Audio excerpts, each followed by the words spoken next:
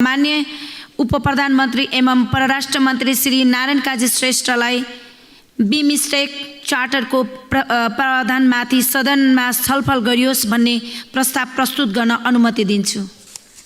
सम्माननीय सभामुख महोदयको अनुमतिले BIMSTEC बडापत्र BIMSTEC चार्टरको प्रावधानमाथि सदनमा छलफल गरियोस् भन्ने प्रस्ताव प्रस्तुत गर्दछु। धन्यवाद। मान्य सदस्यहरू, अब म उक्त प्रस्तावलाई निर्णयार्थ प्रस्तुत गर्दछु। यो प्रस्तावको पक्षमा हुने मान्य सदस्यहरूले हुन्छ भन्नुहोला र यसको विपक्षमा हुने मान्य सदस्यहरूले हुन्न भन्नुहोला। यो प्रस्तावको पक्षमा हुने मान्य सदस्यहरूले हुन्छ भन्नुहोस्। यसको विपक्षमा हुने मान्य सदस्यहरूले हुन्न भन्नुहोस्। हुन्न भन्ने आवाज सुनिएन। हुन्छ भन्ने पक्षका मान्य सदस्यहरूको बहुमत भएकोले बिमस्टेक बडापत्र चार्टरको प्रावधानमाथि सदनमा छलफल गरियोस् भन्ने प्रस्ताव स्वीकृत भएको घोषणा गर्दछु।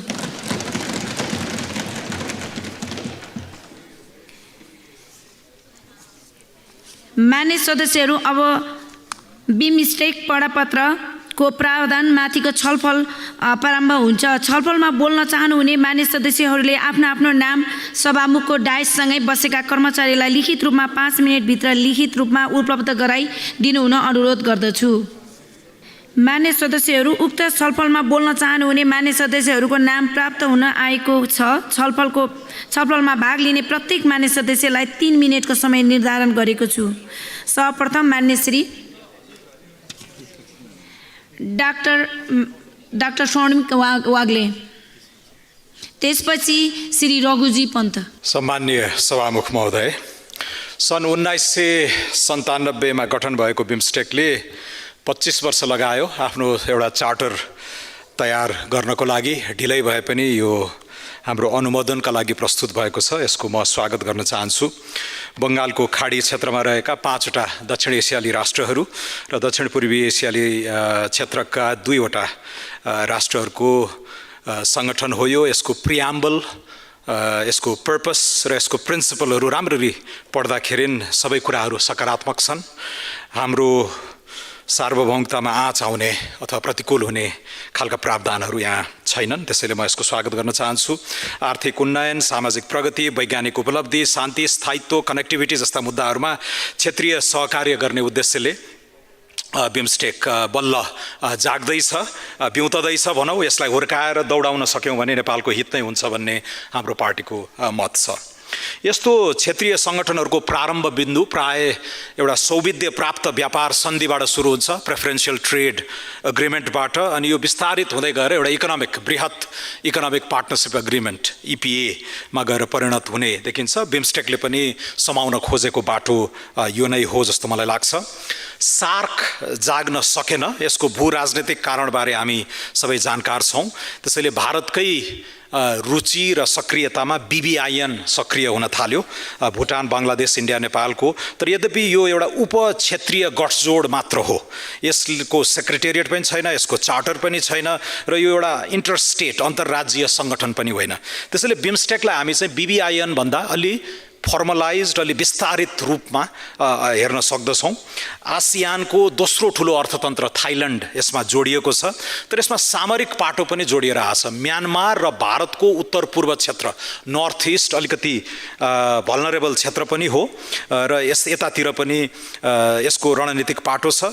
नेपालले ऊर्जा, पर्यटन र ग्लोबल प्रोडक्सन नेटवर्कमा जोडिनको लागि थाइल्यान्ड डेट्रोइट अफ एसिया भनेर चिनिन्छ। अटो इन्डस्ट्री, इलेक्ट्रोनिक्स इन्डस्ट्रीमा हामीले साना पाटपुर्जाहरूको एसेम्ब्ली इत्यादिमा त्यहाँ जोडिने सम्भावना छ। अन्तर्राष्ट्रिय आर्थिक सम्बन्धमा theory of the second best भनिन्छ। पहिलो हामीले चाहेको जस्तो अत्युत्तम नीतिगत पहल गर्न सकेनौँ भने सेकेन्ड बेस्टतिर जानुपर्ने हुन्छ। त्यही थ्योरीमा टेकेर नै हामीले चाहिँ बिमस्टेकलाई स्वागत गर्नुपर्ने हुन्छ। तर हाम्रो अल्टिमेट गन्तव्य भनेको चाहिँ उपक्षेत्रीय पहलको क्षेत्रीयकरण गर्नुपर्ने हुन्छ। रिजनलाइजिङ सब रिजनलिजम। जसरी हामीले रिजनलिजमलाई मल्टिल्याटरलाइज गर्दै जानुपर्ने हुन्छ, यस्ता उपक्षेत्रीयतालाई पनि क्षेत्रीयकरण गर्दै जानुपर्ने हुन्छ। मान्य मन्त्रीज्यूको म त्यसमा ध्यान आकर्षण गर्न चाहन्छु। मैले टुङ्ग्याइहालेँ सभामुख महोदय, 3टा कुरामा चाहिँ अलिकति ध्यान जाओस्। सुरुमा यसलाई ट्रान्सपोर्ट करिडोर म्यानमार हुँदै भारतको उत्तर पूर्व हुँदै म्यानमार छेडेर एउटा ट्रान्सपोर्ट करिडोर बनाउनु पर्ने हुन्छ। यसको लागि एडिबी, एआइआइबी जस्ता वित्तीय संस्थाहरूबाट वित्तीय स्रोत पनि लिन सकिन्छ। ट्रान्सपोर्ट करिडोर पछि यसलाई इकोनोमिक करिडोरमा कन्भर्ट गर्नु पर्यो, व्यापार लागत कम गर्ने, हैन, वस्तु मात्र होइन सेवा क्षेत्रको ट्रेडेबिलिटी पनि बढाउने इत्यादि। र अन्तमा चाहिँ एउटा सामरिक बेल्ट पनि बन्न सक्दछ। बिमस्टेकमा यातायात लगायत विभिन्न विषयहरू छन्। त्यसका 2वटा सिद्धान्त र 11वटा उद्देश्यहरू रहेका छन्। ती सिद्धान्त र उद्देश्यहरू कुनैमा पनि हामीले असहमति जनाउनु पर्ने कारण छैन। तर हामीले के देख्छौँ भने यसमा रहेका सङ्गठन 7वटा देशहरूको स्थिति हेर्दाखेरि यसमा निर्णायक हैसियत चाहिँ अगुवाई पनि भारतको थियो र अहिले पनि निर्णायक हैसियत चाहिँ भारतको छ। हामीले एक अर्कासँग लिन सहयोगको स्थिति हेर्ने हो भने नि भारत त्यसमा निर्णायक ढङ्गले बसेको देखिन्छ। आर्थिक, प्राविधिक, शैक्षिक, प्राविधिक लगायत धेरै विषयहरूलाई यसले समेटेको छ जसबाट फाइदा लिन सकिन्छ भनेर भनिएको छ। तर हामीले अहिलेसम्म चाहिँ बिमस्टेकमा गयौँ, बिमस्टेकमा गएपछि के चाहिँ माने बेनिफिट लियौँ त? खालि त्यसको सम्मेलनहरूमा जाने, त्यसका विभिन्न कन्फरेन्सहरूमा बैठकहरूमा भाग लिने बाहेक नेपालले डाइरेक्ट बेनिफिट चाहिँ बिमस्टेकबाट के लिन सक्यो भन्ने कुराको ठोस कुरा चाहिँ अहिलेसम्म देखिँदैन। त्यसैले यहाँ हेर्नुपर्ने कुरा के छ भने हामीले खास गरेर प्राविधिक, शैक्षिक र यो अनुसन्धानका विषयहरूमा हामीले यसबाट बेनिफिट लिन सक्छौँ र त्यसको लागि पनि धेरै भर पर्ने चाहिँ 1 नम्बरमा भारत, त्यसपछि अलिकति थाइल्यान्ड देखिन्छ। र यो जतिसुकै यो क्षेत्रीय सहयोगको लागि मात्रै बनाएको सङ्गठन भने पनि यसको यो बनाउनुमा चाहिँ भारतको निर्णायक एउटा इन्ट्रेस्ट देखिन्छ। त्यो के भन्दाखेरि यो सङ्गठनबाट पाकिस्तानलाई बाहिर राख्नु, पाकिस्तानलाई बाहिर राखेर आफ्नो भूमिकालाई चाहिँ अगाडि ल्याउने। किनभने सार्क त्यही कारणले, पाकिस्तान भएकै कारणले सार्क इनएक्टिभ बनाइएको छ। नेपाल अहिले अध्यक्ष छ। त्यसैले मेरो मन्त्रीजीलाई के आग्रह छ भन्दाखेरि सार्कलाई जगाउने काम नेपालले गर्नुपर्छ। नेपाल देशको संस्थापक देश हो र हामीलाई सार्कभित्र हाम्रो भूमिका जति बढी हुनसक्छ बिमस्टेकमा कम हुनसक्छ। जस्तो म्यानमारबाट हामीले लिने कुरा कम हुनसक्छ, तर म्यानमार र भारतको एकदम बृहत रणनीतिक इन्ट्रेस्ट देख्छौँ हामी त्यहाँभित्रको त्यसको भूराजनीतिक अवस्थालाई हेर्दा। त्यसैले हामीले त्यस्ता भूराजनीतिक इन्ट्रेस्टहरूबाट हामी जोगिनु पर्छ र हाम्रो आफ्नो इन्ट्रेस्ट त्यो भनेको हामीले शैक्षिक, अनुसन्धानात्मक, कृषि, वाणिज्य, व्यापार र खास गरेर म भन्छु पारवहनमा हामीले अझै पनि समुद्रसम्मको जुन एउटा अन्तर्राष्ट्रिय कानुन अनुरूप पाउनुपर्ने हो, समुद्रको सम्मको हाम्रो पहुँच पारवहन अझै पनि बलियो छैन। त्यो दिनुपर्ने भारतले हो। त्यसबाट नै हामीले द्विपक्षीय रूपमा ठोस एउटा चाहिँ आफ्नो स्ट्यान्ड, आफ्नो प्रयत्न अगाडि बढाउन नसकेको अवस्थामा यो बिमस्टेकबाट हामीले कति फाइदा लिन सक्छौँ त्यो पनि आफ्नो ठाउँमा छ। तर बिमस्टेकमा जे जति प्रावधानहरू छन् यसको चार्टर हेर्दाखेरि यसबाट हामीले फाइदा लिन सक्ने प्रयत्न चाहिँ गर्नुपर्छ। फाइदा लिन सक्ने ठाउँ छ। सभामुख महोदय, मैले अन्तिममा टुङ्ग्याएँ, तर यसको लागि हाम्रो गृह कार्य चाहिँ खास गरेर परराष्ट्र मन्त्रालयले यसको लागि ठोस गृह कार्य गर्नु पर्यो। सन्धिहरूमा सही गर्ने, भाग लिन जाने मात्र होइन कि त्यसबाट हामीले के बेनिफिट लिन सक्छौँ, के लिन सक्छौँ भन्ने एउटा प्लान चाहिँ हाम्रो सरकारसँग, परराष्ट्र मन्त्रालयसँग हुनु पर्यो। त्यसतर्फ सरकारको ध्यान जाओस्। धन्यवाद। मान्य श्री सीता मिजार, त्यसपछि मान्य श्री विद्या भट्टराई। सम्माननीय सभामुख महोदय, आज हामी बिमस्टेक बडापत्रमाथि छलफल गर्दै गर्दा खास गरी सार्कले अपेक्षाकृत रूपमा प्रभावकारिता हासिल गर्न नसकेको सन्दर्भमा बिमस्टेकलाई पूर्वी एसिया, दक्षिणी एसिया र देशहरूसँग सुमधुर तथा पारस्परिक हितका आधारमा सम्बन्ध कायम गर्नका लागि यो साझा फोरमलाई नेपालले बढीभन्दा बढी प्रयोग गर्नु आवश्यक छ। नेपाल द्रुत गतिमा आर्थिक विकास गर्न सामाजिक, प्राविधिक, शैक्षिक, व्यावसायिक, अध्ययन, अनुसन्धान, रोजगारी सृजना, यातायात र सञ्चारको पूर्वाधार विस्तार, पर्यटन विकास र संस्कृतिको आदान प्रदान लगायत अन्तर्राष्ट्रिय आतंकवाद र अन्तर्राष्ट्रिय सङ्गठित अपराधको साथै प्राकृतिक प्रकोप, जलवायु परिवर्तन, सरुवा रोगहरूसँग लड्ने सहकार्य गरी बङ्गालको खाडी क्षेत्रमा शान्ति र स्थिरता कायम गर्न र एकीकृत विकासको अवधारणाको आधारमा नेपाललाई आगामी विकासका लक्ष्यहरूमा यो साझा फोरमको रूपमा अत्याधिक रूपमा प्रयोग गर्न नेपाल सक्रियता साथ अगाडि बढ्ने भन्ने कुरामा यो बिमस्टेकले मार्गनिर्देशन गरेको र यस विषयमा साझा रणनीति साथै विभिन्न क्षेत्रमा आन्तरिक रणनीतिक समेत तयार गरेको र त्यसको प्रभावकारी कार्यान्वयनका लागि राजनीतिक दलहरू बीचमा समेत एकैबद्धता हुनुपर्ने र नेपालको आफ्नो बटम लाइन हुनुपर्ने कुरामा म जोड दिन चाहन्छु। त्यसै गरी सम्माननीय सभामुख महोदय, पहिले नै सहमति भइसकेका सहकार्यका क्षेत्र र सदस्य राष्ट्रहरूका बीचमा सहमति हुन सक्ने क्षेत्रहरूमा विशेष सहयोग परियोजनाहरूको परिचालन र कार्यान्वयन मार्फत द्रुत आर्थिक विकासका लागि सक्षम वातावरण सिर्जना गर्ने सदस्य राष्ट्रहरूले आवधिक रूपमा सहयोग क्षेत्रहरूलाई समीक्षा गर्न सक्दछन्। त्यसकारण सम्माननीय सभामुख महोदय, समानता र साझेदारीको भावनाको संयुक्त प्रयासद्वारा बङ्गालको खाडी क्षेत्रमा आर्थिक वृद्धि र सामाजिक प्रगतिलाई गति दिने आर्थिक, सामाजिक, प्राविधिक र वैज्ञानिक क्षेत्रमा साझा हितका कार्यान्वयनमा सक्रिय पारस्परिक सहयोग प्रवर्धन गर्नुपर्छ। त्यसै गरी रोजगारी सिर्जना र यातायात क्षेत्रमा पूर्वाधारको विकास सुधार लगायत जनताको जीवनस्तरमा उकास्नका लागि ठोस लाभ दिने सदस्य राष्ट्रहरूको राष्ट्रिय विकास र योजनाहरूलाई सहयोग गर्ने र पारस्परिक संयुक्त प्रयासहरूलाई अझ प्रभावकारी रूपमा सहयोग गर्ने कार्यहरूमा जोड दिनुपर्छ। धन्यवाद। जय नेपाल। नमस्कार। माननीय श्री विद्या भट्टराई, त्यसपछि माननीय श्री शोभिता गौतम। सम्माननीय सभामुख महोदय, हामी बिमस्टेक बडापत्रको अनुमोदनका लागि छलफल गरिरहेका छौँ। हामीलाई थाहा छ 1997 जुन 6 मा बैंक घोषणापत्र मार्फत स्थापना भएको बिमस्टेक, जसमा नेपाल 2004 मा यसको मन्त्रीस्तरीय बैठकबाट सदस्य बन्यो र आज हामी 2018 मा खास गरी बिमस्टेकको चौथो शिखर सम्मेलनले बैंक घोषणापत्रमा आधारित रही दूरगामी दृष्टिकोण र सहयोगका प्राथमिकताहरू परिभाषित गरी यसमार्फत कानुनी तथा संस्थागत प्रारूप स्थापित गर्ने निर्णयसहित यो बडापत्र अनुमोदन गर्नुपर्ने विषयलाई स्वीकार गरेको थियो र यसैलाई आज हामी अनुमोदन गर्नका लागि यो छलफल गरिरहेका छौँ। नेपालले सन् 2020 मा एकीकृत परराष्ट्र नीति निर्माण गर्यो र त्यो परराष्ट्र नीतिमा हामीले स्पष्ट रूपमा के भन्यो भन्दा बिमस्टेक र सार्क दुवैमा संलग्न रहने र राष्ट्रिय लाभ लिने भन्ने कुरालाई हामीले महत्त्व दियौँ। त्यसले गर्दा पनि यो बडापत्र हाम्रो लागि सान्दर्भिक छ भन्ने मलाई लाग्छ। अति कम विकसित तथा भूपरिवेष्टित विकासोन्मुख देशहरूको विशेष आवश्यकतालाई परिस्थिति एवं यिनीहरूको विकास प्रक्रियालाई सहयोग प्रदान गर्ने भन्ने सवाललाई यो बडापत्रले स्वीकार गरेको छ। केही चुनौतीहरू हामीसँग छन्। त्यो के हो भन्दा खास गरी दक्षिण एसिया र पूर्वी एसिया अहिले पनि हिंसा र द्वन्द्वको जोखिममा छ भन्ने कुरालाई हामीले ध्यान दिन जरुरी छ। त्यसै गरी राजनीतिक अस्थिरता र जटिलता आज पनि यो क्षेत्रको समस्या हो भन्ने कुरालाई हामीले मध्यनजर गर्नु जरुरी छ। र त्यो सँगसँगै मलाई के लाग्छ भन्दा राष्ट्रिय हित, आजको विश्व वर्ग संरचना र त्यहाँ बिमस्टेकमा रहिसके पछाडिको हामीले प्राप्त गर्ने आर्थिक कोष अनि भुटानको स्थिरता र खुसी, यी चाहिँ फेरि यो क्षेत्रको सकारात्मक अभ्यासहरू हुन्। यसलाई हामी सिकेर अवलम्बन गर्न सक्यौँ भने यो बडापत्रको अनुमोदनलाई हामीले भोलिका दिनमा हाम्रो राष्ट्रिय लाभसँग यसलाई जोड्न सक्छौँ भन्ने लाग्छ। र मैले एउटा कुरा यहाँ उठाउन चाहेँ, खास गरी मन्त्री स्तरीय बैठक, अफिसर लेभलका मिटिङहरू र बिजनेस एन्ड इकोनोमिक फोरमको एउटै अवधारणा बनिरहेको हुँदैन।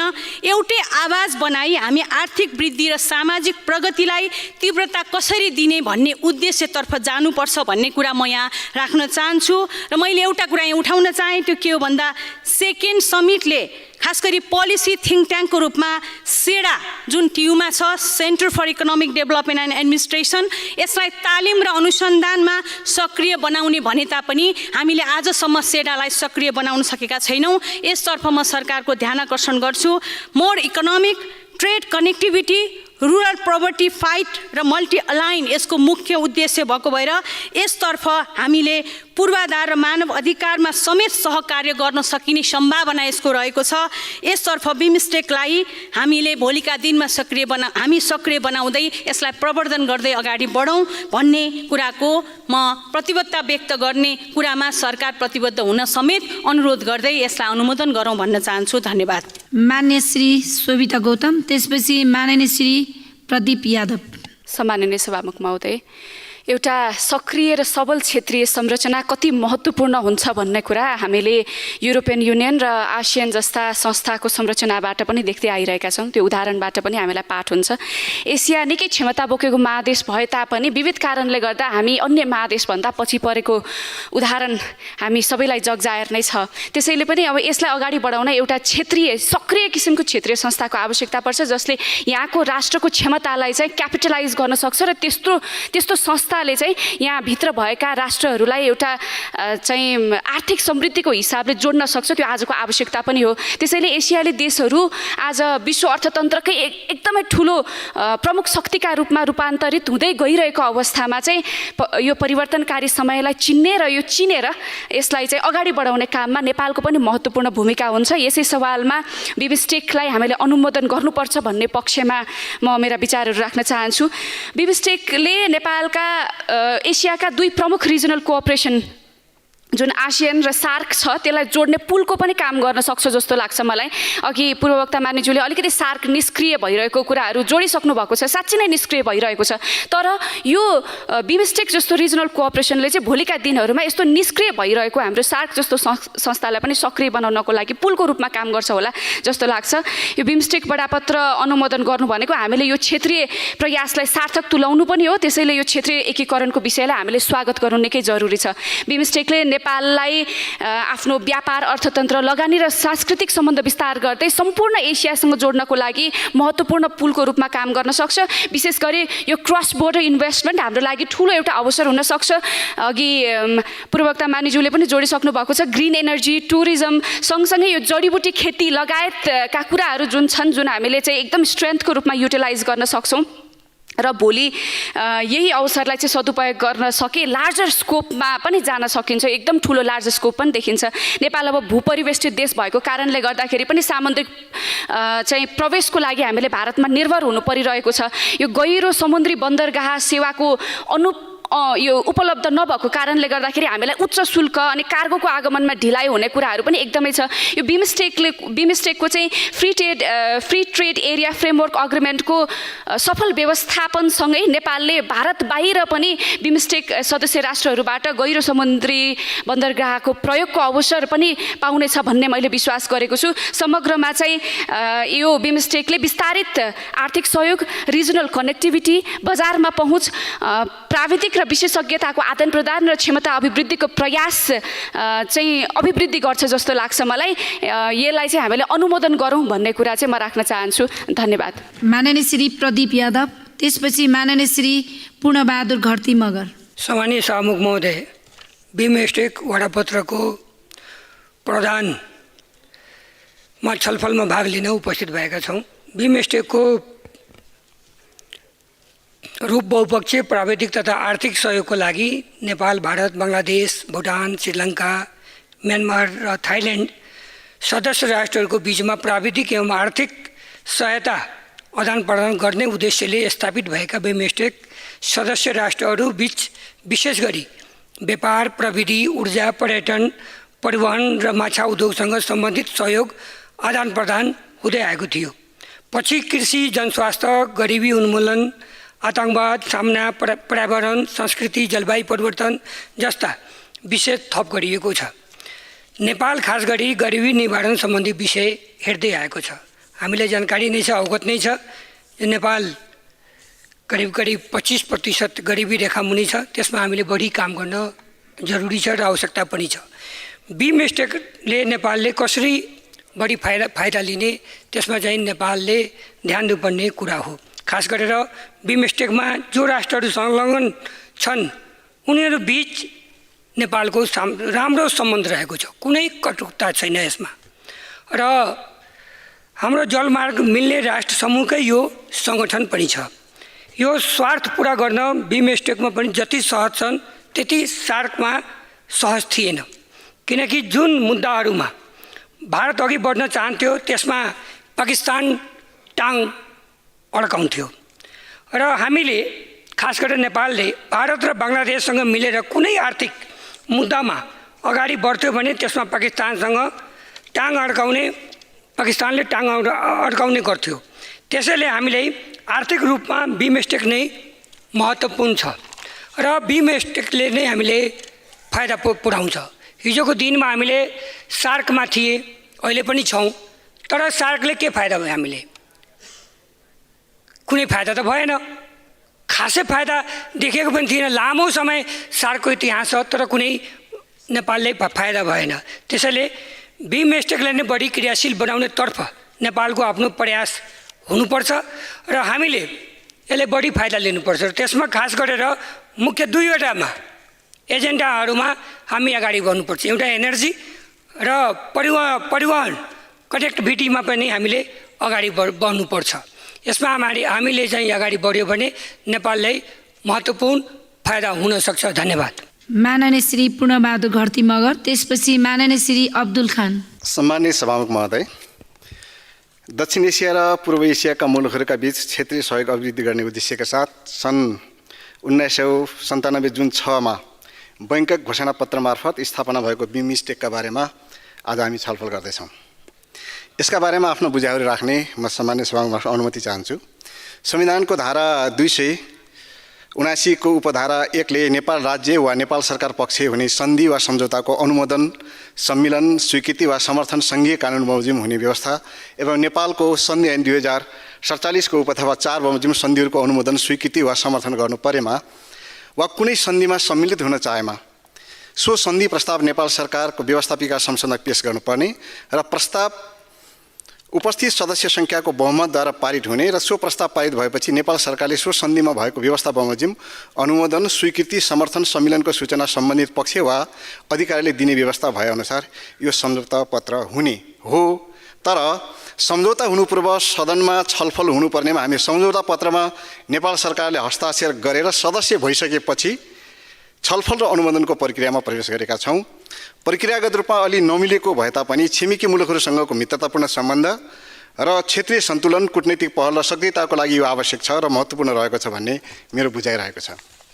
सभामुख महोदय, 7 सदस्य राष्ट्रहरू जस्तै बङ्गलादेश, भुटान, भारत, म्यानमार, नेपाल, श्रीलङ्का र थाइल्यान्डका राष्ट्र प्रमुख तथा सरकार प्रमुखहरू सम्मिलित बिमस्टेक बन्दै गर्दा सार्क सम्मिलित राष्ट्र पाकिस्तान र अफगानिस्तान यसबाट छुटेका छन्।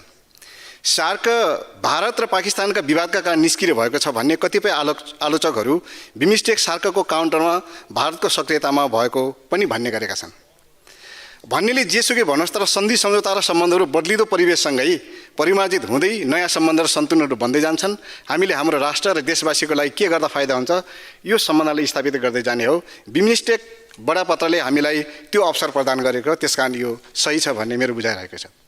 सार्वभौम समानता, भौगोलिक अखण्डता, राजनीतिक स्वतन्त्रता, आन्तरिक मामिलामा अहस्तक्षेप, अनाक्रमण, शान्तिपूर्ण सहअस्तित्व, पारस्परिक समानता र पारस्परिक लाभको पालना, सदस्य राष्ट्रहरू संलग्न रहेको द्विपक्षीय, उपक्षेत्रीय, क्षेत्रीय वा बहुपक्षीय सहयोगी परिपूरकको रूपमा कामना गर्ने बिमस्टेकका सिद्धान्तहरू हुन्, जसअनुसार आपसी सहयोगका निमित्त आयोजनाहरूको पहिचान र कार्यान्वयनको माध्यमबाट तीव्र आर्थिक विकासको लागि उपयुक्त वातावरण सिर्जना गर्ने, आर्थिक, सामाजिक, प्राविधिक र वैज्ञानिक क्षेत्रहरूमा साझा हितका मामिलाहरूमा पारस्परिक सहयोग र सक्रिय सहभागिताको प्रवर्धन गर्ने, रोजगारी सिर्जना गर्न, यातायात सञ्चार पूर्वाधारको सुधार र विस्तार गरी राष्ट्रिय विकासको योजनालाई टेवा पुग्ने गरी साझा प्रयत्नहरू चाहिँ प्रयास गर्ने, सङ्गठित अपराध लगायत प्राकृतिक विपत्ति, जलवायु परिवर्तन र सङ्क्रामक रोगसँग जुझ्न निकट सहयोगात्मक सम्बन्ध र शान्ति र स्थायित्व कायम गर्ने र बेग्ला बेग्लै वा संयुक्त प्रयासद्वारा उपलब्धि हासिल गर्ने कार्य सिनर्जीको प्रवर्धन गर्न, बहुआयामिक आबद्धता स्थापित गर्ने र व्यापार र लगानी क्षेत्रको आर्थिक एवं सामाजिक विकासको मुख्य योगदानको साधनको रूपमा प्रवर्धन गर्ने बिमस्टेक सम्झौताका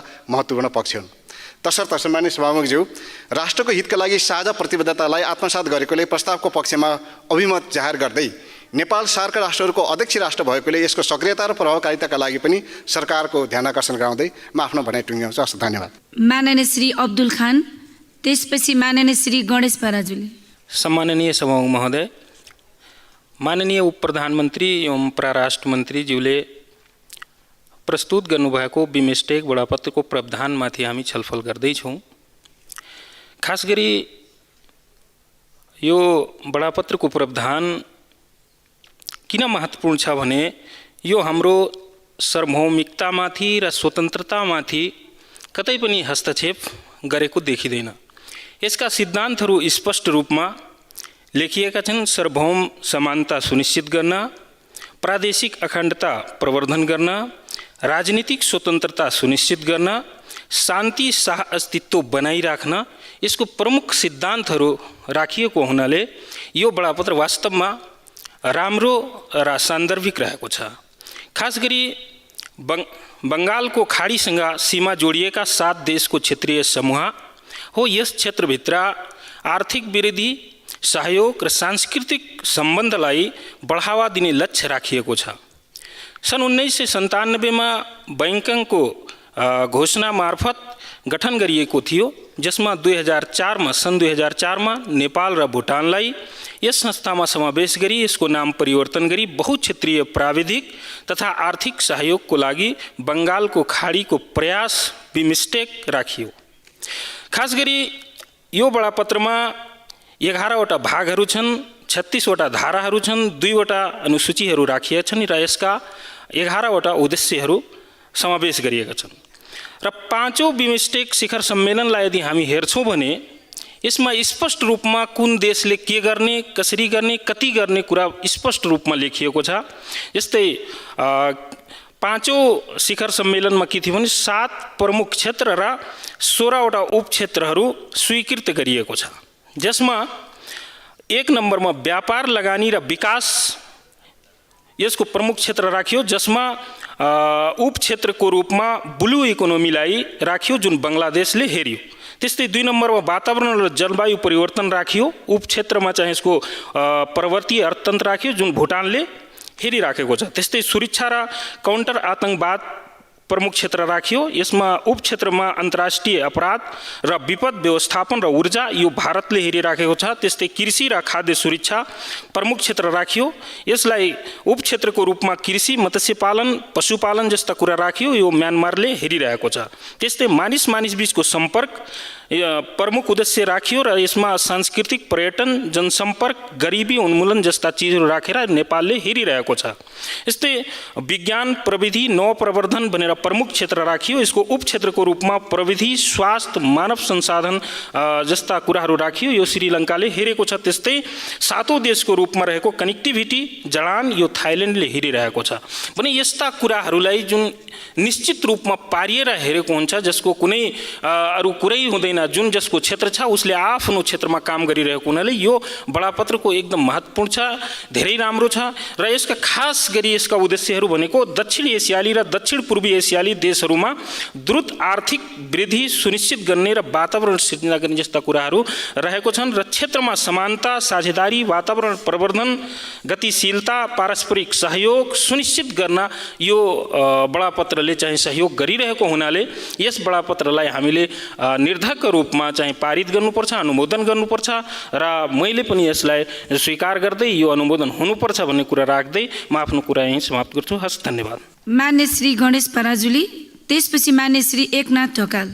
सम्माननीय सभामुख महोदय, सार्वभौम समानता, भौगोलिक अखण्डता, राजनीतिक स्वतन्त्रता, आन्तरिक मामिलामा हस्तक्षेप नगर्ने, आक्रमण नगर्ने नीति अर्थात् नन एग्रेसन, शान्तिपूर्ण सहअस्तित्व, पारस्परिक सम्मान र पारस्परिक लाभलाई केन्द्रमा राखेर सदस्य राष्ट्रहरूबीच क्षेत्रीय, उपक्षेत्रीय, द्विपक्षीय, बहुपक्षीय व्यापार र विकासको माध्यमबाट पारस्परिक सहयोगको प्रतिस्थापन मात्र होइन, परिपूरक नै बन्ने गरी दक्षिण एसिया तथा दक्षिण पूर्वी एसियाली राष्ट्रहरूको क्षेत्रीय सङ्गठन, बहुक्षेत्रीय प्राविधिक र आर्थिक सहयोगका लागि बङ्गालको खाडीको प्रयास अर्थात् bay of Bengal initiative for multisectoral technical and economic cooperative BIMSTEC सन् 1997 मा थाइल्यान्डमा यो गठन भएको थियो। त्यसपछि झन्डै 6.5 वर्षपछि 2004 मा नेपालले त्यसको सदस्यता प्राप्त गर्यो र त्यसको 20 वर्षपछि अहिले भर्खर यो सङ्गठनले आफ्नो बडापत्र जारी गरेको छ। यही प्रक्रिया हेर्दै गर्दाखेरि दक्षिण एसियामा क्षेत्रीय सङ्गठनहरू त्यति धेरै प्रभावकारी रूपमा अगाडि बढ्न नसकेको कुरा उदाहरणकै रूपमा यही प्रस्तुत गर्न सकिन्छ।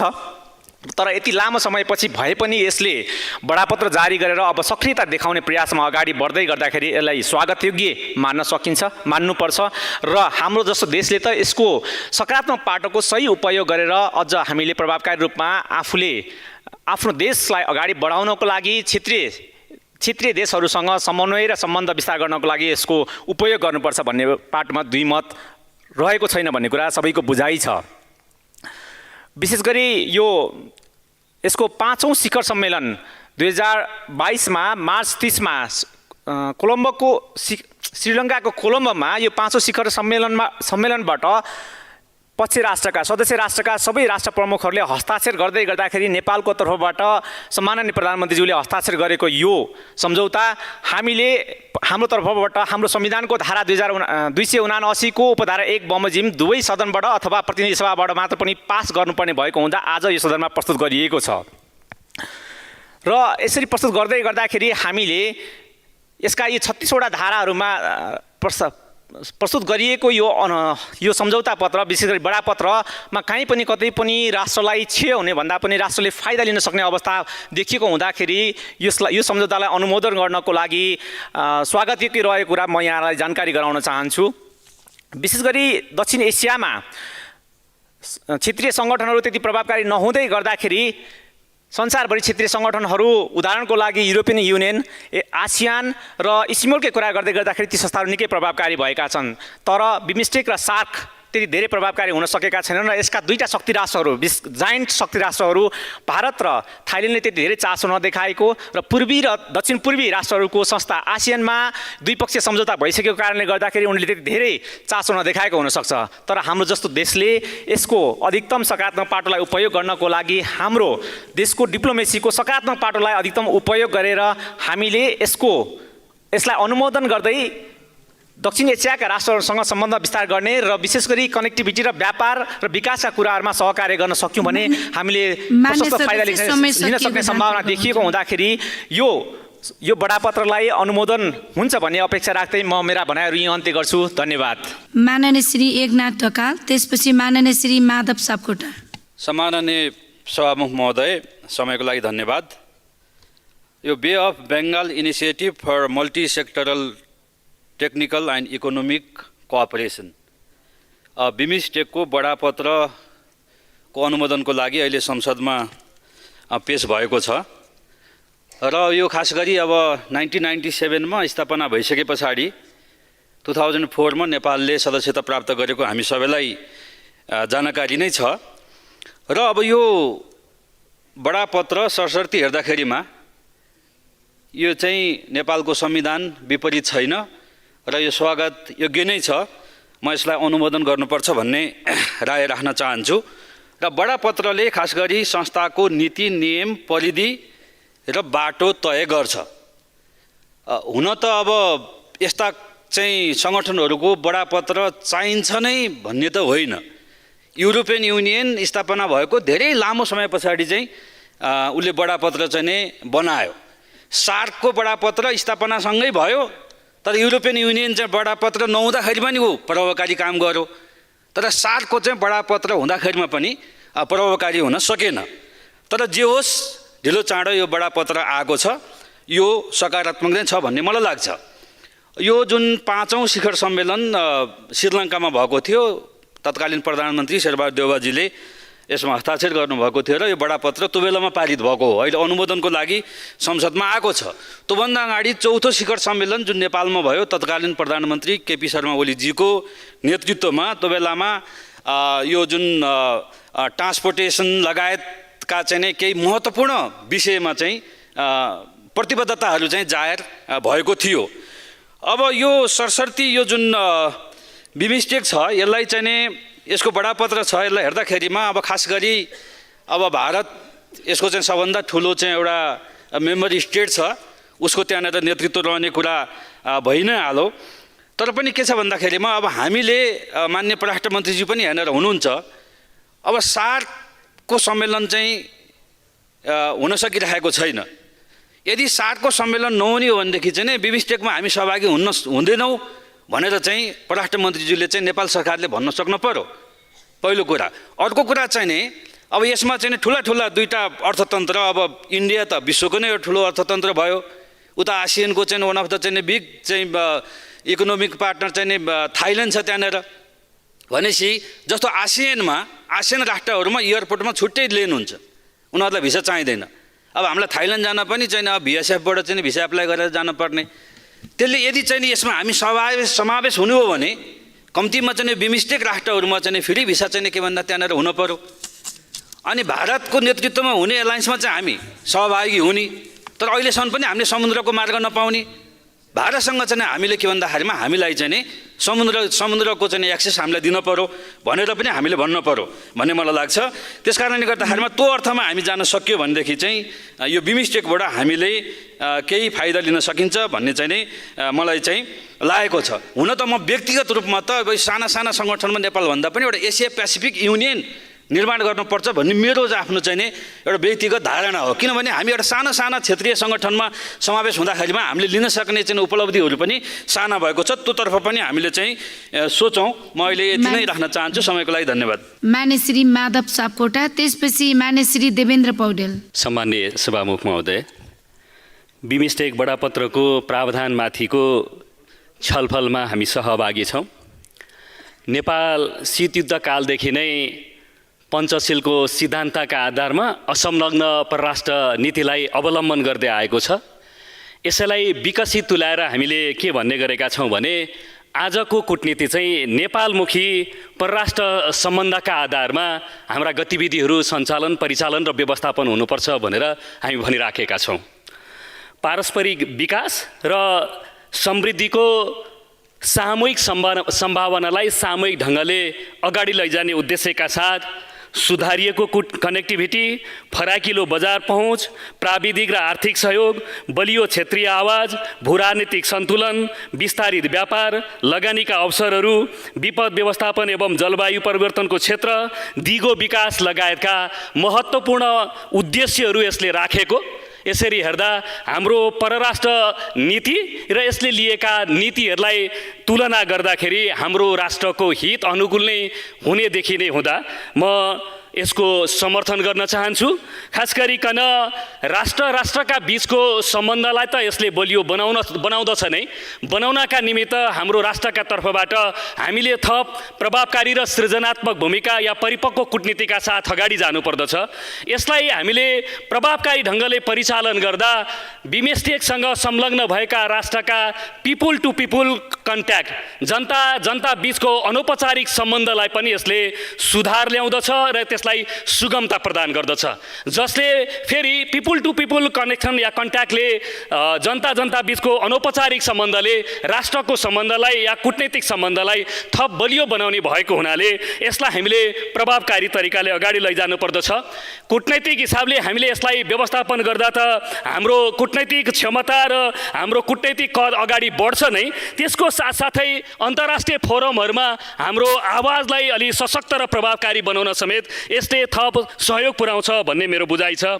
गतिशील, प्रभावकारी र शान्तिपूर्ण र समृद्ध र परिणाममुखी क्षेत्रीय सङ्गठन निर्माणका निमित्त हाम्रो सरकारका तर्फबाट यसलाई प्रभावकारी फोरमका रूपमा लैजानका लागि राज्यले, सरकारले भूमिका निर्वाह गर्नुपर्दछ।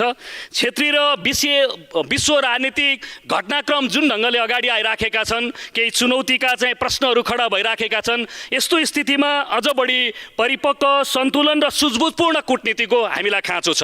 मलाई के विश्वास र आशा छ भने एकजना सिनियर लिडर, परिपक्व नेता, अन्तर्राष्ट्रिय हिसाबले राम्रो छवि भएको उप प्रधानमन्त्री सहित परराष्ट्र मन्त्रीको भूमिकामा हुनुहुन्छ। यस हिसाबले पनि हामी यसलाई हाम्रो नेपालको अधिकतम हितमा यो फोरमलाई परिचालन गरेर अधिकतम लाभ लिन सक्छौँ भन्ने अपेक्षाका साथ म सरकारलाई शुभकामना दिँदै अहिलेलाई आफ्नो भन्नु यही अन्त्य गर्छु। धन्यवाद। लाल सलाम। माननीय श्री देवेन्द्र पौडेल, त्यसपछि माननीय श्री मनिष झा। सम्माननीय सभामुख महोदय, यो बिमस्टेकसित सम्बन्धित विषयमा आफ्ना भनाइहरू राख्ने अवसर दिनुभएकोमा आभार व्यक्त गर्न चाहन्छु। मुख्यतया हामी आजभोलि 21औं शताब्दीमा प्रवेश गरेका छौँ। 21औं शताब्दी भनेको प्रविधिको युग, सूचना सञ्चारको युग र मानिसलाई एक ठाउँबाट अर्को ठाउँमा सहयोग पुर्याउने युगको रूपमा अगाडि बढेको युग हो। यो बेलामा हाम्रो देशको हामीले बनाएकै संविधान, नेपालको संविधानको धारा 279(1) मा नेपाल पक्ष भएर हुने सङ्घीय सम्झौता, सङ्घीय कानुन अनुरूप हुने व्यवस्था छ भनी अनुरूप नै यो बिमस्टेक चार्टरलाई अनुमोदन गर्नु हाम्रो दायित्व हो। सम्माननीय सभामुख महोदय, हामी स्वाभिमान, सार्वभौम भएर अगाडि बढ्न चाहन्छौँ। माननीय परराष्ट्र मन्त्रीज्यूलाई पनि यो दिशामा देशको भूमिकालाई प्रखर रूपमा अगाडि बढाउनको निम्ति पनि म हार्दिक अनुरोध गर्न चाहन्छु। हामी सपना हराएको देश होइन, सपना भएको देशको रूपमा, हीनता सानो भूगोल छ भनेर हीनता बाँध्ने देशको रूपमा होइन, भावना भएका र चाहिँ उदात्त भावना भएका मानिसहरू बस्ने देशको रूपमा हामीले हाम्रो देशलाई अगाडि बढाउन सक्नुपर्छ। र त्यसको निम्ति यो बिमस्टेकसित सम्बन्धित बङ्गलादेश, भुटान, भारत, म्यानमार, श्रीलङ्का, थाइल्यान्ड जस्ता देशहरूसँग सम्बन्ध विस्तार गरेर अगाडि बढ्नु, त्यसको चाहिँ सक्रिय भूमिकामा रहनु हाम्रो निम्ति आजको 21औं शताब्दीको पृथ्वीको यो युगमा आवश्यकता छ। त्यस अर्थमा पनि यो हामीले नेपाल पक्ष राष्ट्र भएर गरेका यस प्रकारका क्रियाकलाप गतिविधिहरूलाई, सन्धि सम्झौताहरूलाई हामीले अनुमोदन गरेर अगाडि बढ्नुपर्छ। किनभने हाम्रो संविधानमा मौलिक हक भनेका छौँ। मौलिक हक भनेको शिक्षामा समान अवसर, स्वास्थ्यमा समान चाहिँ उपचारको व्यवस्था राज्यको तर्फबाट ग्यारेन्टी गर्ने कुरा, रोजगारको ग्यारेन्टी गर्ने कुरा, खाद्यान्न र आवासको ग्यारेन्टी गर्ने कुरा मौलिक हकमा उल्लेख भएको छ। यो बिमस्टेक राष्ट्रहरूको बिचमा यी आधारभूत मानवीय विषयहरूमा सहकार्यको आवश्यकता छ, जुन सहकार्यको निम्ति थलबाट, जलबाट, मनबाट, प्रविधिबाट हामीले बिमस्टेक राष्ट्रहरूको बिचमा सुमधुर सम्बन्ध विस्तार गरेर अगाडि बढ्नुपर्नेछ। र त्यसको निम्ति हामीले बिमस्टेकका क्रियाकलाप र गतिविधि अगाडि बढाउँदाखेरि अरू छिमेकी मित्र राष्ट्र वा अरू सङ्घ संस्थाहरू उत्तेजित नहुने गरी यी आधारभूत विषयहरूमा अगाडि बढौँ र त्यसको निम्ति माननीय परराष्ट्र मन्त्रीले अरू थप भूमिका अगाडि बढाएर अगाडि बढ्नुहुनेछ भन्ने कुरा राख्दै मेरा भनाइहरू अन्त्य गर्न चाहन्छु। माननीय श्री मनिष झा, त्यसपछि माननीय श्री दिपा शर्मा। सम्मानीय सभामुख महोदय, यो सहकार्य वा रिजनल कोअपरेसनको प्र्याक्टिस 80 वर्ष अगाडि युनाइटेड नेसन, 55 वर्ष अगाडि आसियान, 40 वर्ष अगाडि सार्क र 27 वर्ष अगाडि बिमस्टेक, त्यसरी नै लगभग 31 वर्ष अगाडि युरोपियन युनियनको भयो। हामी यस्तो अरू च्याप्टरहरूमा पनि एसोसिएटेड छौँ। यसको 3वटा पक्ष हेर्दै गर्दाखेरि सैद्धान्तिक रूपमा यसमा सहमति छ हाम्रो, यो हुनुपर्छ भन्दै गर्दाखेरि प्राविधिक तयारी र व्यावहारिक सन्तुलन चाहिँ के छ त भन्ने प्रश्न हामीले आफैलाई सोध्न आवश्यक छ। हामी सदस्य हुने र सदस्य हुँदै गर्दाखेरि त्यसको प्राविधिक तयारी के हाम्रो छ र यसमा व्यावहारिक रूपमा हामी कसरी सन्तुलित भएर अगाडि बढ्छौँ। जस्तै गरिबी निवारण, कृषि, सांस्कृतिक समन्वय, पर्यटन र यातायात, पर्यावरण र विपद व्यवस्थापन, जनस्वास्थ्य, यो सबै क्षेत्र र हाम्रो प्राथमिकतामा, नेपालको प्राथमिकतामा रहेको जनता र जनता बीचको सम्बन्ध र त्यो सम्बन्धले कसरी गरिबी निवारणमा हामीलाई सघाउ पुर्याउँछ भन्ने त्यो हाम्रो जिम्मेवारी रहेकोले गर्दा यसमा मेरो सैद्धान्तिक सहमति पश्चात प्राविधिक तयारीमा केही सुझाव छ कि हामी 5 वर्ष, 10 वर्ष र 15 वर्षमा के लक्ष्य प्राप्ति गर्छौँ त यो सम्बन्धबाट, यो कोअपरेसन र समन्वयबाट भनेर हामीले एउटा लक्ष्य तय गर्न आवश्यक छ। जस्तै हामी KPI को कुरा गर्छौँ, की पर्फर्मेन्स इन्डिकेटर्सहरू भन्छौँ। त्यसरी नै हामीले प्रमुख प्रदर्शनीय सूचकाङ्कको अभ्यास गरेर आजको 5 वर्षमा चाहिँ हामीले यो लाभ लिइसकेको हुनेछौँ, 10 वर्षमा यहाँ पुगिसकेको हुनेछौँ भनेर आसियानको प्र्याक्टिस आजभन्दा 55 वर्ष अगाडि हुँदै गर्दाखेरि उनीहरूले त्यो तय गरेको देखिन्छ। र त्यसरी नै एकअर्कालाई त्यो कोअपरेसनले कसरी सघाउ पुर्याउने भनेर आज $10 ट्रिलियन को इकोनोमी आसियानले पुर्याउँदै गर्दाखेरि उसले त्यो एकअर्कालाई कोअपरेसन र आफू बिचमा KPI तय गरेर त्यहाँ पुगेको देखिन्छ। त्यसैले गर्दाखेरि म त्यसमा प्राविधिक तयारीमा केही सुझाव राख्न चाहन्छु। त्यसरी नै अहिले विशिष्ट व्यक्तिहरूको एउटा टोली बनाएर यसमा काम गर्दै गर्दाखेरि हाम्रो देशको तर्फबाट श्री दुर्गा भट्टराईज्यू सहभागी हुनुहुन्छ भनेर मैले केही सूचना पाएँ र त्यसमा हामी के तयारी गर्दैछौँ त, हामी कसरी जाँदैछौँ, हाम्रो तयारीको लागि तयारीभन्दा अगाडिको कन्सल्टेसन मिटिङहरू कोसँग गर्दैछौँ, हामीले आन्तरिक छलफल कहाँ गर्दैछौँ, कसरी जाँदैछौँ भनेर त्यो तयारीहरूमा पनि हामी राम्ररी तयार हुन आवश्यक देखिन्छ। र अन्त्यमा यसको व्यावहारिक सन्तुलन कसरी गर्दैछौँ, हामी यसको सदस्य मात्र भइराखेको छौँ, यसको चार्टर र स्टियरिङ कमिटी मिटिङहरूमा मात्र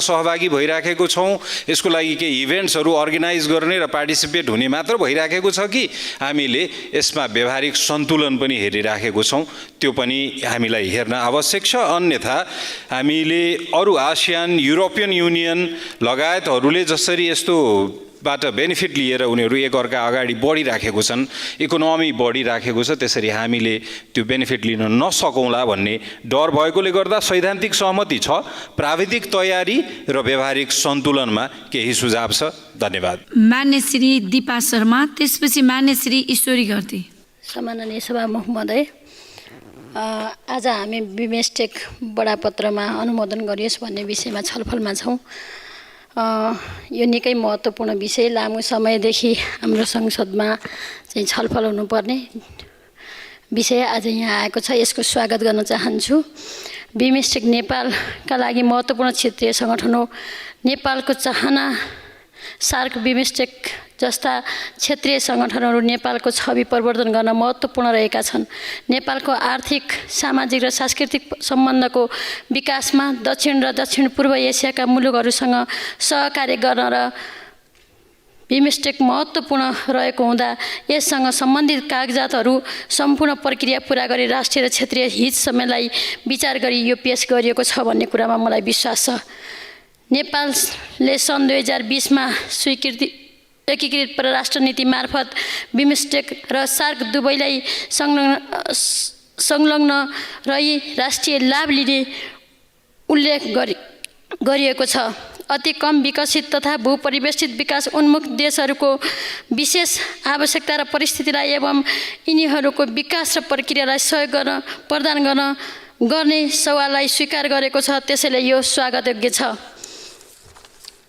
समानता र साझेदारीताको भावना अनुसार संयुक्त प्रयत्नको माध्यमबाट बङ्गालको खाडी क्षेत्रमा आर्थिक वृद्धि र सामाजिक प्रगतिलाई तीव्रता दिने यस क्षेत्रीय सङ्गठनको उद्देश्य रहेको छ। त्यसैगरी सङ्गठनको सिद्धान्तमा सार्वभौम समानता, भौगोलिक अखण्डता, राजनीतिक स्वतन्त्रता, आन्तरिक मामिलामा हस्तक्षेप, अखण्डता, राजनीतिक अखण्डता, अनाक्रमण, शान्तिपूर्ण सहअस्तित्व, पारस्परिक सम्मान र लाभको सिद्धान्तको परिपालनमा आधारित हुने उल्लेख गरिएको छ। बिमस्टेक सदस्य राष्ट्रको साझा प्रयासबाट आर्थिक वृद्धि, सामाजिक प्रगति, साझा हित तथा लाभका क्षेत्रमा पारस्परिक सहयोगको प्रवर्तन, अन्तर्राष्ट्रिय आतङ्कवाद क्षेत्रमा पारस्परिक आतङ्कवाद, अन्तर्देशीय सङ्गठित अपराध लगायतका प्राकृतिक विपत्ति, जलवायु परिवर्तन र सङ्क्रमण रोगहरूसँग जुझ्न विकास सहयोगात्मक सम्बन्ध विकास गरी गरिबी उन्मूलन, रोजगारी सिर्जना, व्यापार, लगानी, यातायात, सञ्चारका पूर्वाधारका क्षेत्रमा सुधार गरी जनताको जीवनस्तरमा परिवर्तन ल्याउन अति महत्त्वपूर्ण भूमिका खेल्न सक्नेछ भन्ने विश्वास छ। बिमस्टेक सदस्य राष्ट्रहरूले संयुक्त रूपमा पहिचान गरेका सहयोगका क्षेत्र कृषि तथा खाद्य सुरक्षा, अन्तर्सञ्जाल, व्यापार, लगानी तथा विकास, विज्ञान प्रविधि तथा नवप्रवर्तन, सुरक्षा, वातावरण तथा जलवायु परिवर्तन, जनस्तरको सम्पर्क, शिक्षा, पर्यटन क्षेत्र नेपालका लागि पनि उत्तिकै प्राथमिकताका विषय रहेका छन्। यस बडापत्रमा अन्तर्निहित उद्देश्य तथा सिद्धान्तहरू नेपालको हित अनुरूप नै रहेको सन्दर्भमा उक्त बडापत्र अनुमोदन गर्न उपयुक्त देखिन्छ। यसलाई सक्रिय र प्रभावकारी बनाउन नेपाल सरकारले त्यही ढङ्गले चाहिँ नेतृत्व गर्नेछ र भूमिका खेल्नेछ भन्नेमा पनि विश्वास छ। धन्यवाद। माननीय श्री ईश्वरी घरती, त्यसपछि माननीय श्री नारायणी शर्मा। सम्मान्य सभामुख महोदय, दक्षिण एसिया तथा पूर्वी एसियाका मुलुकहरूबीच क्षेत्रीय सहयोग अभिवृद्धि गर्न सन् 1997 को जुन 6 मा बैङ्क घोषणा पत्र मार्फत स्थापना भएको बहुक्षेत्रीय प्राविधिक तथा आर्थिक सहयोगका लागि बङ्गालको खाडीको प्रयास बिमस्टेकको नेपाल सन् 2004 फेब्रुअरी 8 मा थाइल्यान्डमा सम्पन्न 6औं मन्त्री स्तरीय बैठक मार्फत सदस्य भएको थियो। नेपाल बिमस्टेक सदस्य भएदेखि उक्त सङ्गठनमा सक्रिय तथा रचनात्मक भूमिका निर्वाह गर्दै आएको छ। बिमस्टेकलाई थप व्यवस्थित र प्रभावकारी बनाउने सन्दर्भमा काठमाडौँमा 2075 भदौ 14 र 15 गते सम्पन्न 4औं बिमस्टेक शिखर सम्मेलन समेत सम्पन्न भइसकेको अवस्था छ। सभामुख महोदय, बिमस्टेक संस्थागत हुँदा सदस्य राष्ट्रहरूको साझा प्रयासबाट नेपालको आर्थिक वृद्धि, सामाजिक प्रगति, साझा हित तथा लाभका क्षेत्रमा पारस्परिक सहयोगको प्रवर्धन, अन्तर्राष्ट्रिय आतङ्कवाद, अन्तर्देशीय सङ्गठित अपराध लगायत प्राकृतिक विपत्ति, जलवायु परिवर्तन र सङ्क्रामक रोगसँग जुझ्न निकट सहयोगात्मक सम्बन्ध विकास, गरिबी उन्मूलन, रोजगारी सिर्जना, व्यापार, लगानी, यातायात, सञ्चार, पर्यटन, कृषि लगायत थुप्रै क्षेत्रमा सुधार गरी नेपाली जनताको जीवनस्तरमा परिवर्तन गर्न यसले निकै महत्त्वपूर्ण भूमिका खेल्ने देखिन्छ। त्यसको लागि नेपाल सरकार र विशेष गरी परराष्ट्र मन्त्रालयले यसमा नेतृत्वदायी भूमिका खेल्नुपर्ने जरुरी देखिन्छ। त्यति मात्र होइन सभामुख महोदय, बिमस्टेक बडापत्रले बिमस्टेकलाई संस्थागत तथा नीतिगत आधार प्रदान गर्दै बिमस्टेक क्षेत्रीय सङ्गठनका उद्देश्यहरू, सिद्धान्तहरू, कानुनी व्यक्तित्व, सदस्यता अधिकार र दायित्वहरू, अङ्गहरू लगायतका विषयमा स्पष्ट व्यवस्था समेत गरेकोले यसलाई अनुमोदन गरिनुपर्छ भन्ने धारणा राख्दै बिदा हुन्छु। धन्यवाद। माननीय श्री नारायणी शर्मा, त्यसपछि माननीय श्री सुनिता बराल। सम्माननीय सभामुख महोदय, बिमस्टेक बडापत्रको विषयमा हामी छलफल गरिराखेका छौँ र यसलाई पास गर्ने सन्दर्भमा हामी छलफलमा सहभागी छौँ। बङ्गालका खाडी राष्ट्रहरूको सङ्गठनको रूपमा परिचित यो बिमस्टेक 1997 जुन 6 मा बैंकिक घोषणा पत्र मार्फत यो सङ्गठन स्थापना भएको थियो। त्यति बेला बङ्गलादेश, भारत, श्रीलङ्का र थाइल्यान्ड यसका सदस्य थिए। सोही वर्ष डिसेम्बर 22 मा थाइल्यान्डमै आयोजित मन्त्री स्तरीय बैठकले सङ्गठनमा म्यानमारलाई सदस्यका रूपमा थप गरिएको थियो। त्यति बेला यसलाई बङ्गलादेश, भारत, म्यानमार, श्रीलङ्का र थाइल्यान्ड आर्थिक सहयोगको रूपमा यसको नाम क्रिएट गरिएको थियो। सन् 2004 फेब्रुअरी थाइल्यान्डमा सम्पन्न 6औं मन्त्री परिषद बैठकबाट नेपाल र भुटानले पनि बिमस्टेकको सदस्यता प्राप्त गरेका थिए। बहुउद्देश्य प्राविधिक तथा आर्थिक सहयोगका लागि बङ्गालको खाडीको प्रयास भनेर यसको चाहिँ परिभाषित गरिएको थियो। यो क्षेत्रीय सङ्गठनको दक्षिण र पूर्वी एसियालाई जोड्ने काम गरेको छ। विश्वको करिब 22% जनसङ्ख्या रहेको यो क्षेत्रका मुलुकहरूले पछिल्लो 5 वर्षमा 6.5% को औसत आर्थिक वृद्धि दर रहेको छ। गठबन्धनका रूपमा रहेको यो सङ्गठनको उद्देश्य सदस्य राष्ट्रहरूबीच साझा सरकारका विभिन्न विषयमा आपसी सहयोग मार्फत साझा समृद्धि हासिल गर्ने रहेको छ। बिमस्टेकले निर्धारण गरेका विशेष कार्यक्षेत्र व्यापार, प्रविधि, यातायात, पर्यटन र मत्स्य व्यवसाय यसका कार्यक्षेत्र थिए। सन् 2008 मा कृषि, जनस्वास्थ्य, गरिबी निवारण, वातावरण, संस्कृति, जनस्तरको सम्बन्ध र जलवायु परिवर्तनलाई यसका कार्यक्षेत्रका रूपमा थप गरिएको थियो। बङ्गालको खाडीको नजिकका तथा यसको उपभोगकर्ता दक्षिण एसियाली तथा दक्षिण पूर्व एसियाली राष्ट्रहरूको प्राविधिक तथा आर्थिक सहयोग सङ्गठनको रूपमा यसलाई चाहिँ अगाडि बढाइएको छ।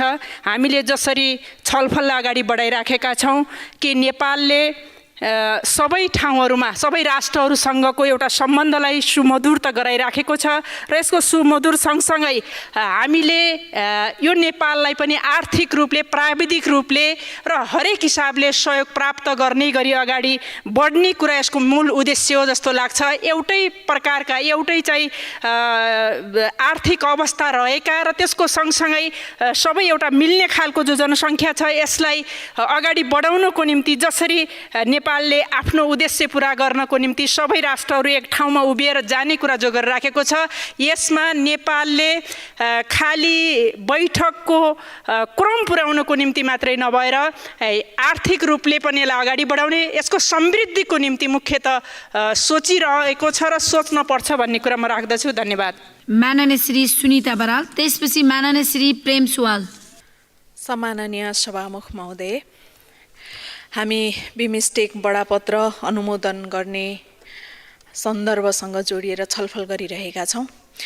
यो बडापत्र अनुमोदन गरेर जानुपर्छ भन्ने सन्दर्भसँग जोडिएर मत राखिरहँदा कसैको पनि फरक मत छैन भन्ने कुरा यो संसदको हलबाट पनि प्रष्ट भइसकेको छ। सत्ता पक्ष प्रतिपक्ष विहीन भएको छ।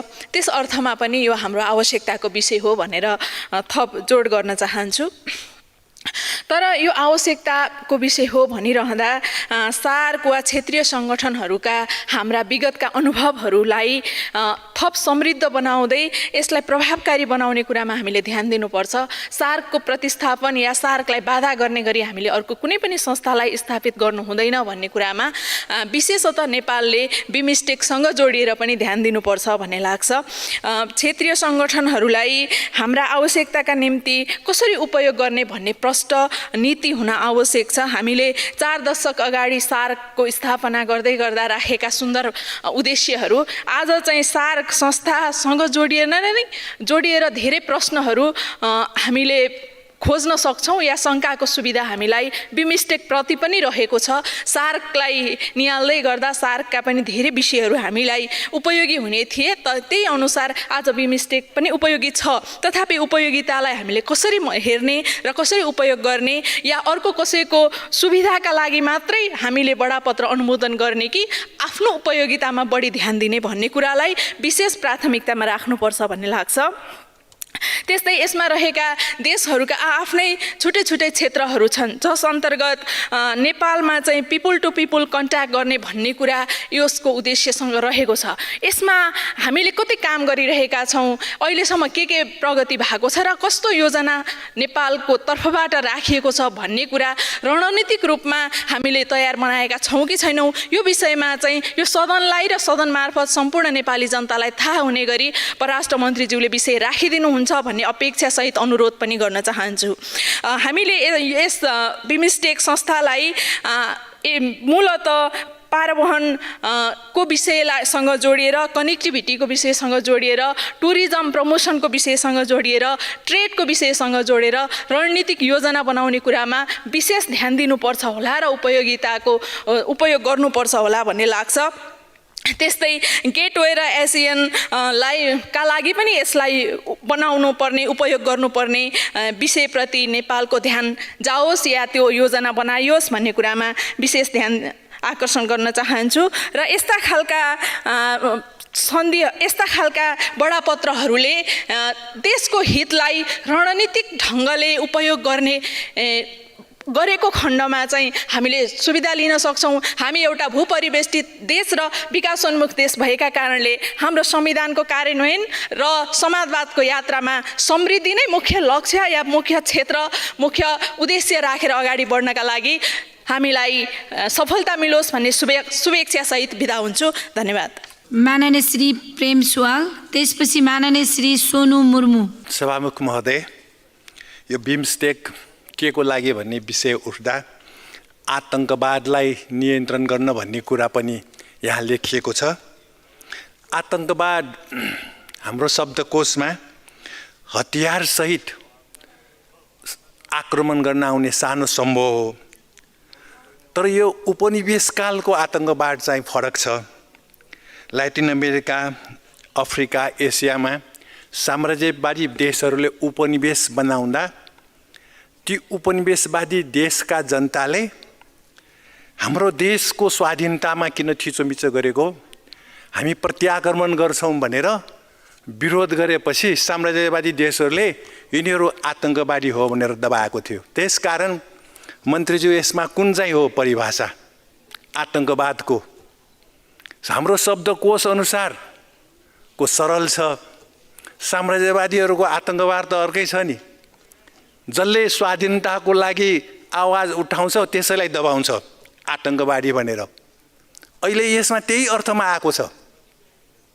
यो आतंकवादी शब्द गरिब निमुखाको लागि होइन, जसले स्वाधीनताको लक्ष्य को लागि लड्छ त्यो ढङ्गले आएको होइन। यसको परिभाषा स्पष्ट छैन। र साथसाथै यसमा युरोपेली सङ्घको पनि कुरा यहाँ उठ्यो। युरोपेली सङ्घका देशहरूको क्षेत्रफल, जनसङ्ख्या, आर्थिक स्तर उस्तै छन्। यो बिमस्टेकमा त्यस्तो छ। जनसङ्ख्या पनि धेरै फरक छ, क्षेत्रफल धेरै फरक छ, आर्थिक हिसाबले फरक छ। एउटै ठाउँमा बाघ र बाख्रा जाँदाखेरि बाख्रालाई दुःख हुन्छ नि, बाघले त खाइहाल्छ। बिमस्टेक र सार्कमा त्यस्तो नभएर हामी नभएको देख्छौँ। सार्कमा चीनलाई पर्यवेक्षणको रूपमा ल्याइयो, सदस्य नै बनाउनु पर्ने थियो, तर सार्क बैठकै भएन।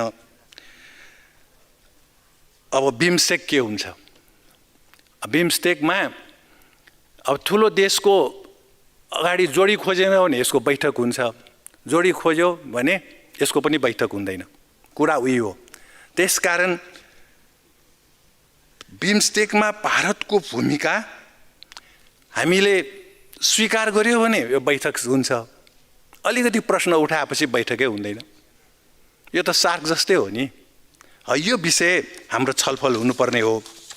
र अब दक्षिण एसिया र दक्षिण पूर्वी एसियामा अफगानिस्तान, पाकिस्तान पनि पर्छ, म्यानमार पनि पर्छ। म्यानमार सदस्य छ, म्यानमारको अक्षांशको लाइनको चीन सदस्य छैन। त्यसकारण यो बिमस्टेक क्षेत्रीय सन्तुलनको लागि आएको होइन। कुन कुन देश राख्ने, कुन कुन देश नराख्ने त्यो प्रायोजित ढङ्गले आएको हो। त्यसमा नेपाल जानुभन्दा अगाडि सोच्नुपर्ने हो, सही गरेर खुरखुर आउने अनि यहाँ छलफल गरेर अनुमोदन गराउने। यो मिल्दैन। यहाँ साथी मान्यज्यूहरूले भन्नुभएको छ। र बिमस्टेकको एउटा उद्देश्य रोजगारी सृजना गर्ने लेखिएको छ। गोर्खा भर्ती खारेज गर्ने भनेर किन लेखिएन त? हाम्रो देशमा गोर्खा भर्तीलाई यही काम दिनुपर्ने होइन? खोइ त यहाँ छैन नि। यो रोजगारी पनि होइन, हाम्रै युवालाई उनीहरूको सस्तो ज्यामी बनाउने हो। र म टुङ्ग्याउँछु। अर्को गरिबी उन्मूलन। यहाँ उल्लेख छ, गरिबी उन्मूलनको उपाय त सामाजिकरण हो नि। खोइ त बिमस्टेकका देशहरूमा सामाजिकरणद्वारा गरिबी उन्मूलन भनेर किन लेखिएन त? यो झुट हो सबै। अब यसमा हामी अनुमोदन गर्छौँ झुटलाई। यसकारण हामी झुटबाट सचेत हौँ। मन्त्रीज्यू पनि सचेत हुनुहुनेछ। धन्यवाद। माननीय श्री सोनु मुर्मू, त्यसपछि माननीय श्री विनीता कुमारी सिंह। सम्मानीय सभामुख महोदय, आज हामी बिमस्टेक छलफलमा गइरहेका छौँ। दक्षिण एसिया तथा दक्षिणी पूर्वी एसियाका मुलुकहरू बीच क्षेत्रीय सहयोग अभिवृद्धि गर्न सन् 1997 जुन 6मा ब्याङ्ककको घोषणापत्र मार्फत स्थापना भएको बिमस्टेकको संस्थागत संयन्त्र सङ्गठनको शिखर सम्मेलन यो सङ्गठनको सर्वोच्च नीति बनाउने निकाय हो, जसमा सदस्य राष्ट्रका सरकारहरू प्रमुखहरू समावेश हुन्छन्। मन्त्री स्तरीय बैठक यो सङ्गठनको दोस्रो सर्वोच्च नीति बनाउने निकाय हो र यसमा सदस्य राष्ट्रहरूको विदेश मामला परराष्ट्र मन्त्रीहरू सहभागी हुन्छन्। वरिष्ठ अधिकारीहरूको बैठक। यस बैठकमा सदस्य राष्ट्रहरूका सम्बन्धित विदेश मामला परराष्ट्र मन्त्रालयका वरिष्ठ अधिकारीहरू, सचिवहरू उपस्थित हुन्छन्। सङ्गठनको कार्यदलको बैठक मासिक रूपमा बङ्गलादेशको ढाका स्थित सचिवालयमा आयोजना हुने यस बैठकमा सङ्गठनका सदस्य राष्ट्रहरूका बङ्गलादेशका राजदूतहरू सहभागी हुन्छन्। बिजनेस फोरम र इकोनोमिक फोरम यी दुई प्रमुख फोरमहरू हुन् जसले सङ्गठनको फोकस क्षेत्रमा निजी क्षेत्रको सक्रिय सहभागितालाई आकर्षित गर्दछ। बिमस्टेकको सहयोगका क्षेत्रहरू। बिमस्टेकमा सहयोगका मुख्य 14वटा क्षेत्र छन्, जसमा व्यापार, लगानी, व्यापार र सञ्चार, ऊर्जा, पर्यटन, प्रविधि, मत्स्यपालन, कृषि, जनस्वास्थ्य, गरिबी निवारण, काउन्टर टेररिजम र अन्तर्राष्ट्रिय अपराध, वातावरण, विपद व्यवस्थापन, जनता सम्पर्क, सांस्कृतिक सहयोग र जलवायु समावेश छन्। परिवर्तनमा प्रत्येक सदस्य देशले यीमध्ये कम्तीमा एक वा बढी क्षेत्रमा मार्गनिर्देशन गर्दछ। आतंकवाद विरोधी, दूरसञ्चार, यातायात र अन्तर्देशीय अपराधका क्षेत्रहरूमा भारतले प्रकाश बोकेको छ। बिदा हुन्छु। धन्यवाद। माननीय श्री विनीता कुमारी सिंह, त्यसपछि माननीय श्री दामोदर पौडेल बैरागी। सम्मानीय सभामुख महोदय, माननीय उप प्रधानमन्त्री एवं परराष्ट्र मन्त्रीज्यूले प्रस्तुत गर्नुभएको बिमस्टेकको बाडापत्र स्वागत योग्य छ। यसले दक्षिण र दक्षिणी पूर्वी एसियाली बीच जोड्ने लिङ्कको रूपमा काम गर्छ, तसर्थ यसले सार्क र आसियान सदस्य राष्ट्रहरू बीचको सहयोगलाई पनि अभिवृद्धि गर्न मद्दत गर्छ। सङ्गठनका सदस्य राष्ट्रहरूको जनसङ्ख्या लगभग 1.5 बिलियन छ, जुन विश्वव्यापी जनसङ्ख्याको लगभग 22% हो। बिमस्टेकका सदस्य राष्ट्रहरूको संयुक्त कुल ग्राहक उत्पादन GDP करिब 2.7 ट्रिलियन अमेरिकी डलर रहेको छ। यी मध्ये अधिकांश सदस्य राष्ट्रहरूले पनि विगत 5 वर्षमा औसत 6.5% आर्थिक वृद्धि दर कायम राख्न मद्दत गर्छ। साथै प्रत्येक वर्ष विश्वव्यापी रूपमा व्यापार हुने सामानको लगभग 25% बङ्गालको खाडीबाट जान्छ। यसबाहेक धेरै महत्त्वपूर्ण कनेक्टिभिटी परियोजनाहरू पनि बङ्गालको खाडी क्षेत्रमा अवस्थित छन्। यी मध्ये केही हुन्: बङ्गलादेश, भुटान, भारत, नेपाल BBIN मोटर वाहन सम्झौता। यी देशहरूबीच यात्रु र कार्गो यातायातको निर्वाह प्रवाह सुनिश्चित गर्न कलादान बहुविध परियोजना भारत र म्यानमार बीच एसियाली त्रिपक्षीय राजमार्ग म्यानमार हुँदै भारत र थाइल्यान्ड जोड्छ। त्यसकारण यो बाडापत्रलाई समर्थन गर्न चाहन्छु। धन्यवाद। माननीय श्री दामोदर पौडेल बैरागी। सम्मान्य सभा महोदय, अहिले हामी बिमस्टेक बडापत्रको छलफलमा छौँ। यसको अनुमोदनका लागि परराष्ट्र मन्त्रीज्यूलाई धन्यवाद भन्न चाहन्छु। म यो बडापत्र अथवा यो प्रस्ताव कसले गर्यो, कहाँ गर्यो, कहिले गर्यो, कुन कुन देश यसका सदस्य भए भन्ने भन्दा पनि अहिले हामीले छलफल गर्दाखेरि नेपालको हित अनुकूल छ कि छैन हामीले हेर्नुपर्ने यो हुन्छ।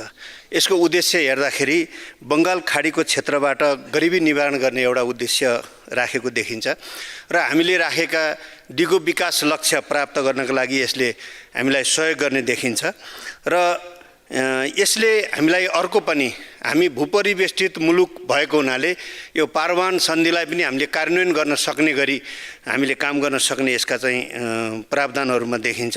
त्यसैगरी हामी विकासोन्मुख राष्ट्रतर्फ उन्मुख भएको हुनाले यसले हामीलाई आर्थिक समृद्धिका लागि पनि सहयोग गर्ने वातावरण बनाउने देखिन्छ र हामीले चाहिँ भने जस्तै पर्यटन व्यापारका क्षेत्रमा हामीले चाहिँ आफ्नो एजेन्डालाई अगाडि बढाउन सकिने गरी यसले सहयोग गर्ने देखिन्छ र यो सङ्गतिमा रहेका देशहरू, बङ्गाल खाडीको सङ्गतिमा रहेका देशहरू बीचको सांस्कृतिक आदान प्रदान गर्ने कुरामा पनि यो सन्धिले, यो बडापत्रले हामीलाई सहयोग गर्ने देखिन्छ र जलवायु परिवर्तनका सन्दर्भमा हामीले गरेको योगदानलाई यसले संरक्षण गर्ने र हामीमाथि चाहिँ कार्बन अक्साइड थोपर्ने देशहरूलाई सजाय गर्नेतर्फ पनि यसले चाहिँ हामीलाई सहयोग गर्ने देखिन्छ र द्वन्द्व व्यवस्थापनका क्षेत्रमा पनि यसले अन्तर्राष्ट्रिय आतङ्कवादलाई उन्मूलन गर्ने यसले उद्देश्य राखेको छ र देशभित्र शान्ति स्थिरता गर्ने कुरामा पनि यसले चाहिँ हामीलाई सहयोग पुर्याउने देखिन्छ र विभिन्न हिसाबले हामी समृद्धिको लागि अगाडि बढेका हामी मुलुक, साना मुलुकहरूको तर्फबाट हामीले चाहिँ भौतिक पूर्वाधारका क्षेत्रमा विकास गर्ने विभिन्न आयोजनाहरूलाई पनि यसले सहयोग हुने गरी यसले उद्देश्य राखेको र तदनुरूपको सङ्गठन, त्यसको ती सङ्गठनहरूको व्यवस्थापन र त्यो सङ्गठन मार्फत हामीले गर्ने कामको प्रक्षेपण समेत यसले सही ढङ्गले राखेको अहिले देखिन्छ। त्यसैले यो बिमस्टेक बडापत्रलाई हामीले अनुमोदन गर्दाखेरि नेपाल राष्ट्रको हित अनुकूल हुने देखिएको हुनाले यसलाई अनुमोदन गर्न ठिकै छ भन्ने मलाई लागेको छ। धन्यवाद। माननीय सदस्यहरू, अब माननीय उप प्रधानमन्त्री एवं परराष्ट्र मन्त्री श्री नारायण काजी श्रेष्ठलाई छलफलका क्रममा उठेका प्रश्नहरूको जवाफ दिन अनुमति दिन्छु। सम्माननीय सभामुख महोदय, बिमस्टेक घोषणापत्रको लाई अनुमोदन गर्ने सन्दर्भमा यसका प्रावधानहरू माथिको छलफलका क्रममा मान्य सदस्यहरूले जुन विचार व्यक्त गर्नुभएको छ त्यसको निम्ति म सबै मान्य सदस्यहरूलाई हार्दिक धन्यवाद दिन चाहन्छु। मान्य सदस्यहरूले सरकार र संसद यो विषयमा एकै ठाउँमा छ भन्ने अन्तर्दृष्टिका साथ आफ्नो विचारहरू यस सम्बन्धमा राख्नु भएको छ र मैले मान्य सदस्यहरू नै बोल्नुभएका कुराहरूले नै मैले बोल्ने कुरा पहिले नै यहाँ स्पष्ट हुने गरी आइसकेको मैले अनुभूति गरेको छु।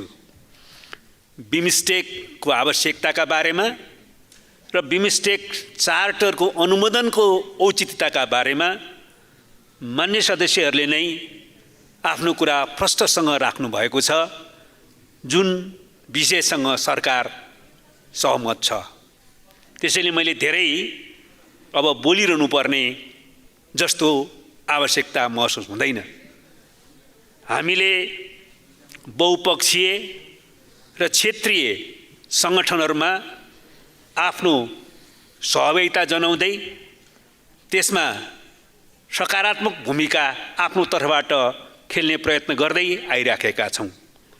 संयुक्त राष्ट्रसङ्घ जस्ता बहुपक्षीय विश्व संस्थामा हाम्रो सहभागिता रहँदै आएको छ। त्यसमा सक्रिय भूमिका खेल्ने प्रयत्न भइराखेको छ र त्यस्तै क्षेत्रीय सङ्गठनहरूलाई पनि हामीले आफ्नो सहभागितासहित प्रभावकारी बनाउने दिशातिर प्रयत्न गरिराखेका छौँ। विश्वमा राष्ट्रहरूको सार्वभौमिक समानता बाहेक अरू विषयमा समानता खोज्यौँ भने पाइँदैन। त्यसकारणले त्यस्तो अवस्थामा बहुपक्षीय वा क्षेत्रीय सङ्गठनको औचित्य हुँदैन भनेर भन्न मिल्दैन। त्यसो गर्दाखेरि संयुक्त राष्ट्रसङ्घको नै औचित्य हुँदैन भन्नुपर्ने हुन्छ। केही हजार लाख जनसङ्ख्या भएकोदेखि अर्बौँ जनसङ्ख्या भएका मुलुकहरू, शक्तिशालीदेखि आर्थिक रूपमा समुन्नतदेखि कमजोर मुलुकहरू समेत हामी त्यहाँ छौँ र त्यस्तो बहुपक्षीय विश्व संस्थाको आवश्यकता छ भन्ने हामी ठान्छौँ। निश्चित रूपमा यस प्रकारको बहुपक्षीय विश्व संस्थाका अतिरिक्त अन्य प्रकारका सङ्गठनहरूमा, क्षेत्रीय सङ्गठन वा उपक्षेत्रीय सङ्गठनहरूमा हाम्रो सहभागिता वा कुनै पनि राष्ट्रको सहभागिता हुने कि नहुने भन्ने कुरा त्यसमा उसले आफ्नो हित देख्छ कि देख्दैन भन्ने कुरामा निर्धारित हुन्छ। त्यसैले हामीले जहाँ आफ्नो हित पनि देख्छौँ, क्षेत्रको हित देख्छौँ, उपक्षेत्रको हित देख्छौँ, त्यहाँ सहभागिता जनाउने हो, त्यहाँ भूमिका खेल्ने हो। त्यही दृष्टिकोणले हामी अगाडि बढ्ने क्रममा सार्क र हामी यो बिमस्टेकमा पनि छौँ, त्यसो त BBIमा पनि हामी छौँ। अहिले सार्कका सन्दर्भमा हामीले सबैले देखेका छौँ, यहाँ पनि आवाज उठेको छ कि सार्कलाई सक्रिय बनाउन सकिएको स्थिति छैन। हामी अहिले सार्कको अध्यक्ष छौँ। मान्य सदस्यले दिनुभएको सुझावलाई समेत ग्रहण गर्दै हामी सार्कलाई प्रभावकारी बनाउन आफ्नो हैसियतबाट जति भूमिका खेल्न सक्छौँ त्यो भूमिकासहित पहल कदमी लिने सोचमा छौँ र त्यस दिशामा हामी सक्रियता प्रदर्शन गर्नेछौँ। तर हामी सबैलाई थाहा छ, हामीले चाहेदा मात्रै पनि कुनै संस्था सक्रिय वा निष्क्रिय भइहाल्दैन। तर हाम्रो आफ्नो यो अध्यक्षको हैसियतले, यसको सक्रिय सदस्यराष्ट्रको हैसियतले आफ्नो तर्फबाट यसको निष्क्रियतालाई तोड्ने र यसलाई प्रभावकारी ढङ्गले भूमिका निर्वाह गर्न हामी प्रयत्न गर्नेछौँ। यो कुरा म यो सम्माननीय सभामुख मार्फत यो सदनलाई स्पष्ट गर्न चाहन्छु। तर म प्रारम्भमै के पनि भन्न चाहन्छु भने बिमस्टेक सार्कको प्रतिस्थापन होइन, हुन सक्दैन। यो सार्कलाई निष्क्रिय बनाउन, बिमस्टेक चलाउने कुरासँग हामी सहमत छैनौँ। बिमस्टेकको आफ्नै उद्देश्य अन्तर्गत यसमा सहभागिता जनाउने, यसलाई परिचालन गर्ने, यसलाई सक्रिय पार्ने कुरासँग हामी सहमत छौँ। तर हामीले कहिल्यै पनि सार्कको प्रतिस्थापन संस्थाको रूपमा बिमस्टेकलाई स्वीकार गरेका छैनौँ। त्यो होइन भन्ने हाम्रो स्पष्ट धारणा छ। त्यसैले यसलाई बिमस्टेकलाई छुट्टै त्यस प्रकारको क्षेत्रीय सङ्गठनको रूपमा बुझेर यसका उद्देश्यहरूलाई पुरा गर्ने गरी हामीले त्यसबाट समेत लाभ लिने गरी क्षेत्रीय रूपमा नै त्यसको लाभ प्राप्त हुने गरी अगाडि बढ्न हामीले भूमिका खेल्नुपर्ने आवश्यकता छ। त्यस अन्तर्गत जो बिमस्टेकको स्थापना भयो 97मा, त्यस पछाडि अहिले यसको 7वटा सदस्य राष्ट्र छौँ। हामीले 2004मा आएर मात्रै सदस्यता लिएका हौँ, प्राप्त गरेका हौँ र यसको दुईटा कुरामा हामी सबैको, मान्यज्यू पनि यहाँ हुनुहुन्छ, मान्यज्यूले शब्दको व्याख्यामा केही आफ्नो कुरा राख्नु भएको छ, तर जे शब्द लेखिएको छ त्यो शब्दको आधारमा असहमति जनाउनु पर्ने कुनै कारण छैन। खालि एकजना मानिसहरूले आतङ्कवादको बारेमा कुराकानी गर्नुभयो। नेपालले आतङ्कवाद साम्राज्यवादीहरूको विरुद्ध स्वाधीनताको सङ्घर्षलाई आतङ्कवाद ठान्दैन। नेपालले आफ्नो अधिकारको निम्ति जनस्तरको विद्रोहलाई पनि आतङ्कवाद ठान्दैन। तर जुन ढङ्गले केही व्यक्तिहरूले जुन विधि प्रयोग गरेर त्यसलाई विविध उद्देश्यका निम्ति प्रयोग गर्न खोज्छन्, स्वाधीनताको पक्षमा छैन, जनक्रान्तिको पक्षमा, जनअधिकारको पक्षमा छैन, वा छ भने पनि विधि चाहिँ गलत छ भने मात्रै हामीलाई त्यसलाई आतङ्कवाद भन्छौँ। त्यसकारणले त्यो ढङ्गले बुझेर हामीले चाहिँ यसका उद्देश्यहरू हेर्दाखेरि यसलाई यहाँ सबैजसो मान्य सदस्यहरूले भन्नुभए जस्तो नै यो सही छ भन्ने कुरा प्रश्न नै छ। यसले आफ्नो उद्देश्य स्वाभाविक रूपमा आर्थिक वृद्धि र सामाजिक प्रगतिलाई बनाएको छ र यसले हाम्रो सैद्धान्तिक मान्यतामा सार्वभौम समानता, भौगोलिक अखण्डता, राजनीतिक स्वतन्त्रता, आन्तरिक मामलामा अहस्तक्षेप, अनाक्रमण, शान्तिपूर्ण सहअस्तित्व, पारस्परिक सम्मान र पारस्परिक लाभको सिद्धान्तको परिपालना भनेर उल्लेख गरेको छ। यो मूलभूत जो सैद्धान्तिक प्रस्तावना हो यो सही छ। त्यसै गरी यसले पहिचान गरेको सहयोगको क्षेत्रमा पनि सबैको ऐक्यबद्धता नै रहेको छ, जो नेपाल सरकारको तर्फबाट हस्ताक्षर गरिएकोमा उल्लेख छ। त्यसमा कृषि तथा खाद्य सुरक्षाको क्षेत्र, कनेक्टिभिटीको क्षेत्र, अन्तर्सञ्जालको क्षेत्र, व्यापार लगानी तथा विकासको क्षेत्र, विज्ञान प्रविधि तथा नवप्रवर्तन, सुरक्षा, वातावरण तथा जलवायु परिवर्तन, जनस्तरको सम्पर्क, यी सबै जो पहिचान गरेका सहयोगका क्षेत्रहरू नेपालको लागि पनि त्यत्तिकै महत्त्वपूर्ण छन् र हाम्रो क्षेत्रमा रहेको सबै राष्ट्रहरूको लागि पनि त्यत्तिकै आवश्यक र महत्त्वपूर्ण छन् भन्ने पनि प्रश्नै छ। त्यसै गरी हामी एउटा भूपरिवेष्टित राष्ट्र हौँ। भूपरिवेष्टित राष्ट्रको कोणबाट झन् यो बिमस्टेकबाट हामीले फाइदा लिन सक्ने ठाउँ छ। त्यसकारण यो कोणबाट पनि यो महत्त्वपूर्ण हुने देखिन्छ। त्यसै आधारमा यो क्रियाशील भइसकेपछि सन् 2004मा हामीले यसको सदस्यता लियौँ वा सदस्यता प्राप्त गऱ्यौँ। त्यसपछि नेपालमै 2018मा भएको चौथौँ शिखर सम्मेलनबाट, बिमस्टेक शिखर सम्मेलनबाट यही काठमाडौँबाट के घोषणा गरियो भने यसलाई अब एउटा चार्टर पनि चाहिन्छ। यो चार्टर चाहिन्छ भन्ने घोषणा काठमाडौँ घोषणा शिखर सम्मेलनले गरेको। त्यसको आधारमा यसको तयारी भयो र त्यसपछि 2022मा श्रीलङ्कामा भएको 5औं शिखर सम्मेलनमा यो चार्टरमा नेपाल सरकार सहित 7वटै राष्ट्रहरूले हस्ताक्षर गरेको स्थिति छ। यो हस्ताक्षर भइसकेपछि यसलाई रेटिफाई गरेपछि संसदबाट अनुमोदन गरेपछि नै यो कार्यान्वयन हुने स्पष्ट व्यवस्था छ।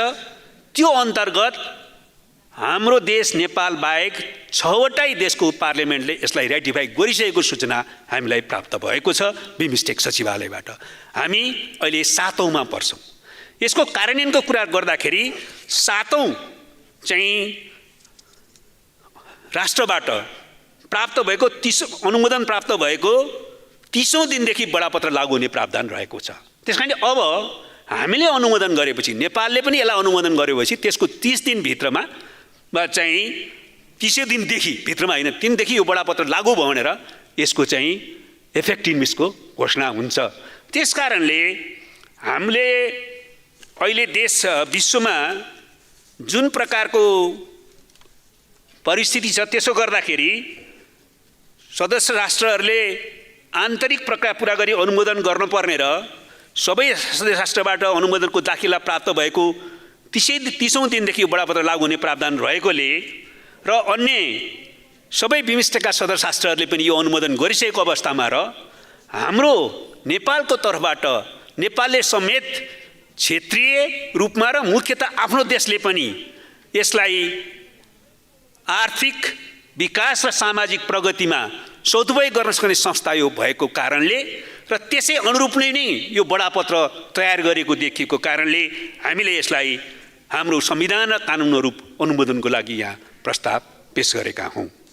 यसमा नेपालको संविधानको धारा 279(1) मा नेपाल पक्ष हुने सन्धि सम्झौताको अनुमोदन सङ्घीय कानुन बमोजिम हुने व्यवस्था रहेको छ।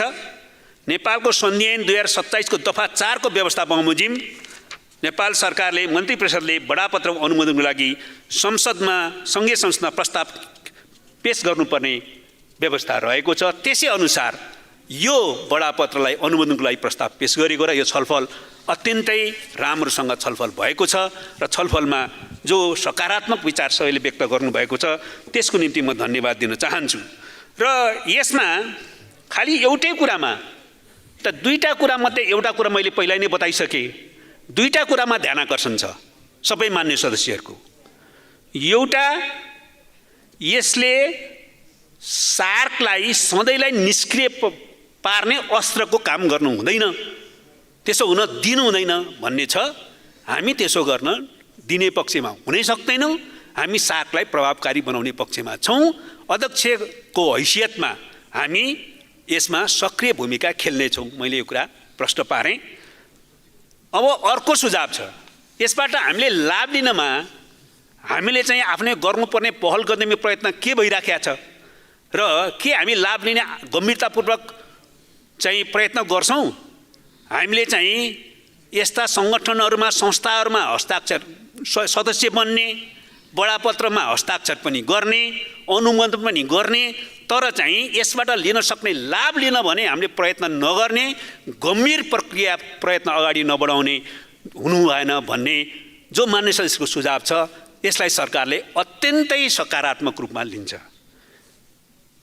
यद्यपि यो बिमस्टेक स्थापना भएपछि अहिलेको यति समय बितिसक्यो, हाम्रो मात्रै देशको सन्दर्भमा होइन, बिमस्टेकले जुन स्तरमा प्रगति गर्नुपर्ने हुन्थ्यो यसको उद्देश्य प्राप्तिमा, त्यसमा अझै पनि धेरै मेहनत गर्नुपर्ने छ र हामीले थालेका प्रक्रियालाई अझ तीव्र पार्नुपर्ने छ भन्ने कुरा त्यत्तिकै सत्य हो।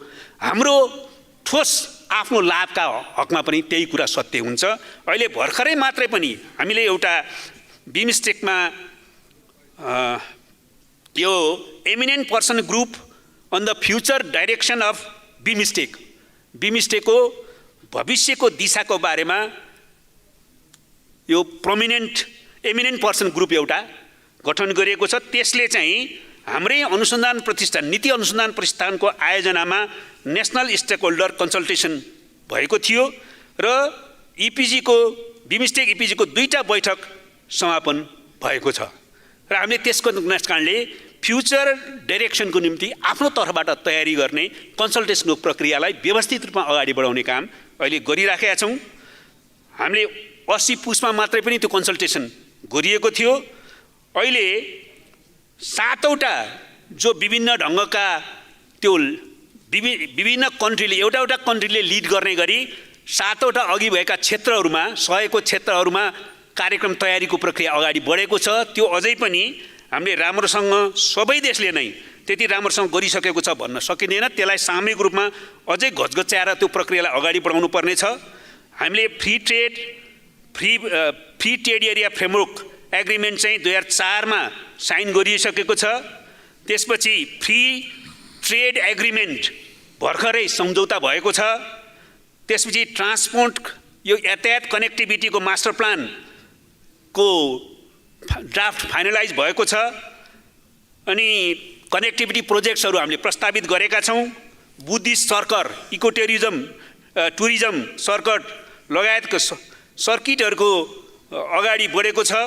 यसले पर्यटनलाई निश्चित रूपमा प्रवर्धन गर्नेछ। नेपालले जुन जनताबीचको सम्पर्कको चाहिँ लिड ग्रुपको नेतृत्व गरिरहेको छ, त्यो सेक्टरको नेतृत्व गरेको छ। त्यसमा हामीले स्वाभाविक रूपमा संस्कृति, पर्यटन, कृषि लगायत यो जनताको बिचको सम्बन्धका सम्पूर्ण आयामहरूको बारेमा छलफल गर्ने र निष्कर्ष निकाल्ने प्रक्रिया अगाडि बढाइराखेका छौँ। त्यसैले यो सबैको सन्दर्भमा हामीले सकारात्मक ढङ्गले काम अगाडि बढाउन अझै मेहनत गर्नुपर्ने देखिन्छ। तर हामीले केही दिशातिर काम अगाडि बढाइराखेका छौँ र मान्य सदस्यहरूको गम्भीर सुझावलाई समेत ध्यान दिएर हामीले यसबाट के प्राप्त गर्ने हो, त्यो प्राप्त हामीले चाहँदैमा हुन सक्दैन भन्ने कुरामा पनि हामी प्रश्न हुँदै, तर हाम्रो तर्फबाट यो बिमस्टेकलाई सबै सदस्य राष्ट्रले लाभ दिने गरी यस क्षेत्रको प्रगति स्थिरता र शान्तिलाई पनि बढावा दिने गरी हामी आफैले पनि लाभ लिने कुरालाई केन्द्रमा राखेर गृह कार्यालय अझ व्यवस्थित गरेर हामी अगाडि बढाउनेछौँ र त्यस कारणले सबै मान्य सदस्यहरूलाई यो सकारात्मक विचारका निम्ति र सकारात्मक सुझावको निम्ति म धन्यवाद दिन चाहन्छु। धन्यवाद। मान्य सदस्यहरू, बिमस्टेक बडापत्र बिमस्टेक चार्टरको प्रावधानमाथिको छलफल यहीँ समाप्त हुन्छ।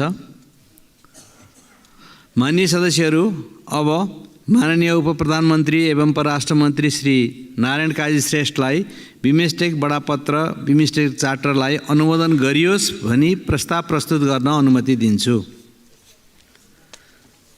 सम्माननीय सभामुख महोदयको अनुमतिले बिमस्टेक बडापत्र बिमस्टेक चार्टरलाई अनुमोदन गरियोस् भन्ने प्रस्ताव प्रस्तुत गर्दछु। धन्यवाद। मान्य सदस्यहरू, अब यो प्रस्तावलाई निर्णयार्थ प्रस्तुत गर्दछु। यो प्रस्तावको पक्षमा हुने मान्य सदस्यहरूले हुन्छ भन्नुहोला र यसको विपक्षमा हुने मान्य सदस्यहरूले हुन्न भन्नुहोला। यो प्रस्तावको पक्षमा हुने मान्य सदस्यहरूले हुन्छ भन्नुहोस्। यसको विपक्षमा हुने मान्य सदस्यहरूले हुन्न भन्नुहोस्। हुन्छ भन्ने पक्षका मान्य सदस्यहरूको बहुमत भएकोले बिमस्टेक बडापत्र बिमस्टेक चार्टरलाई अनुमोदन गरियोस् भन्ने प्रस्ताव पारित भएको घोषणा गर्दछु।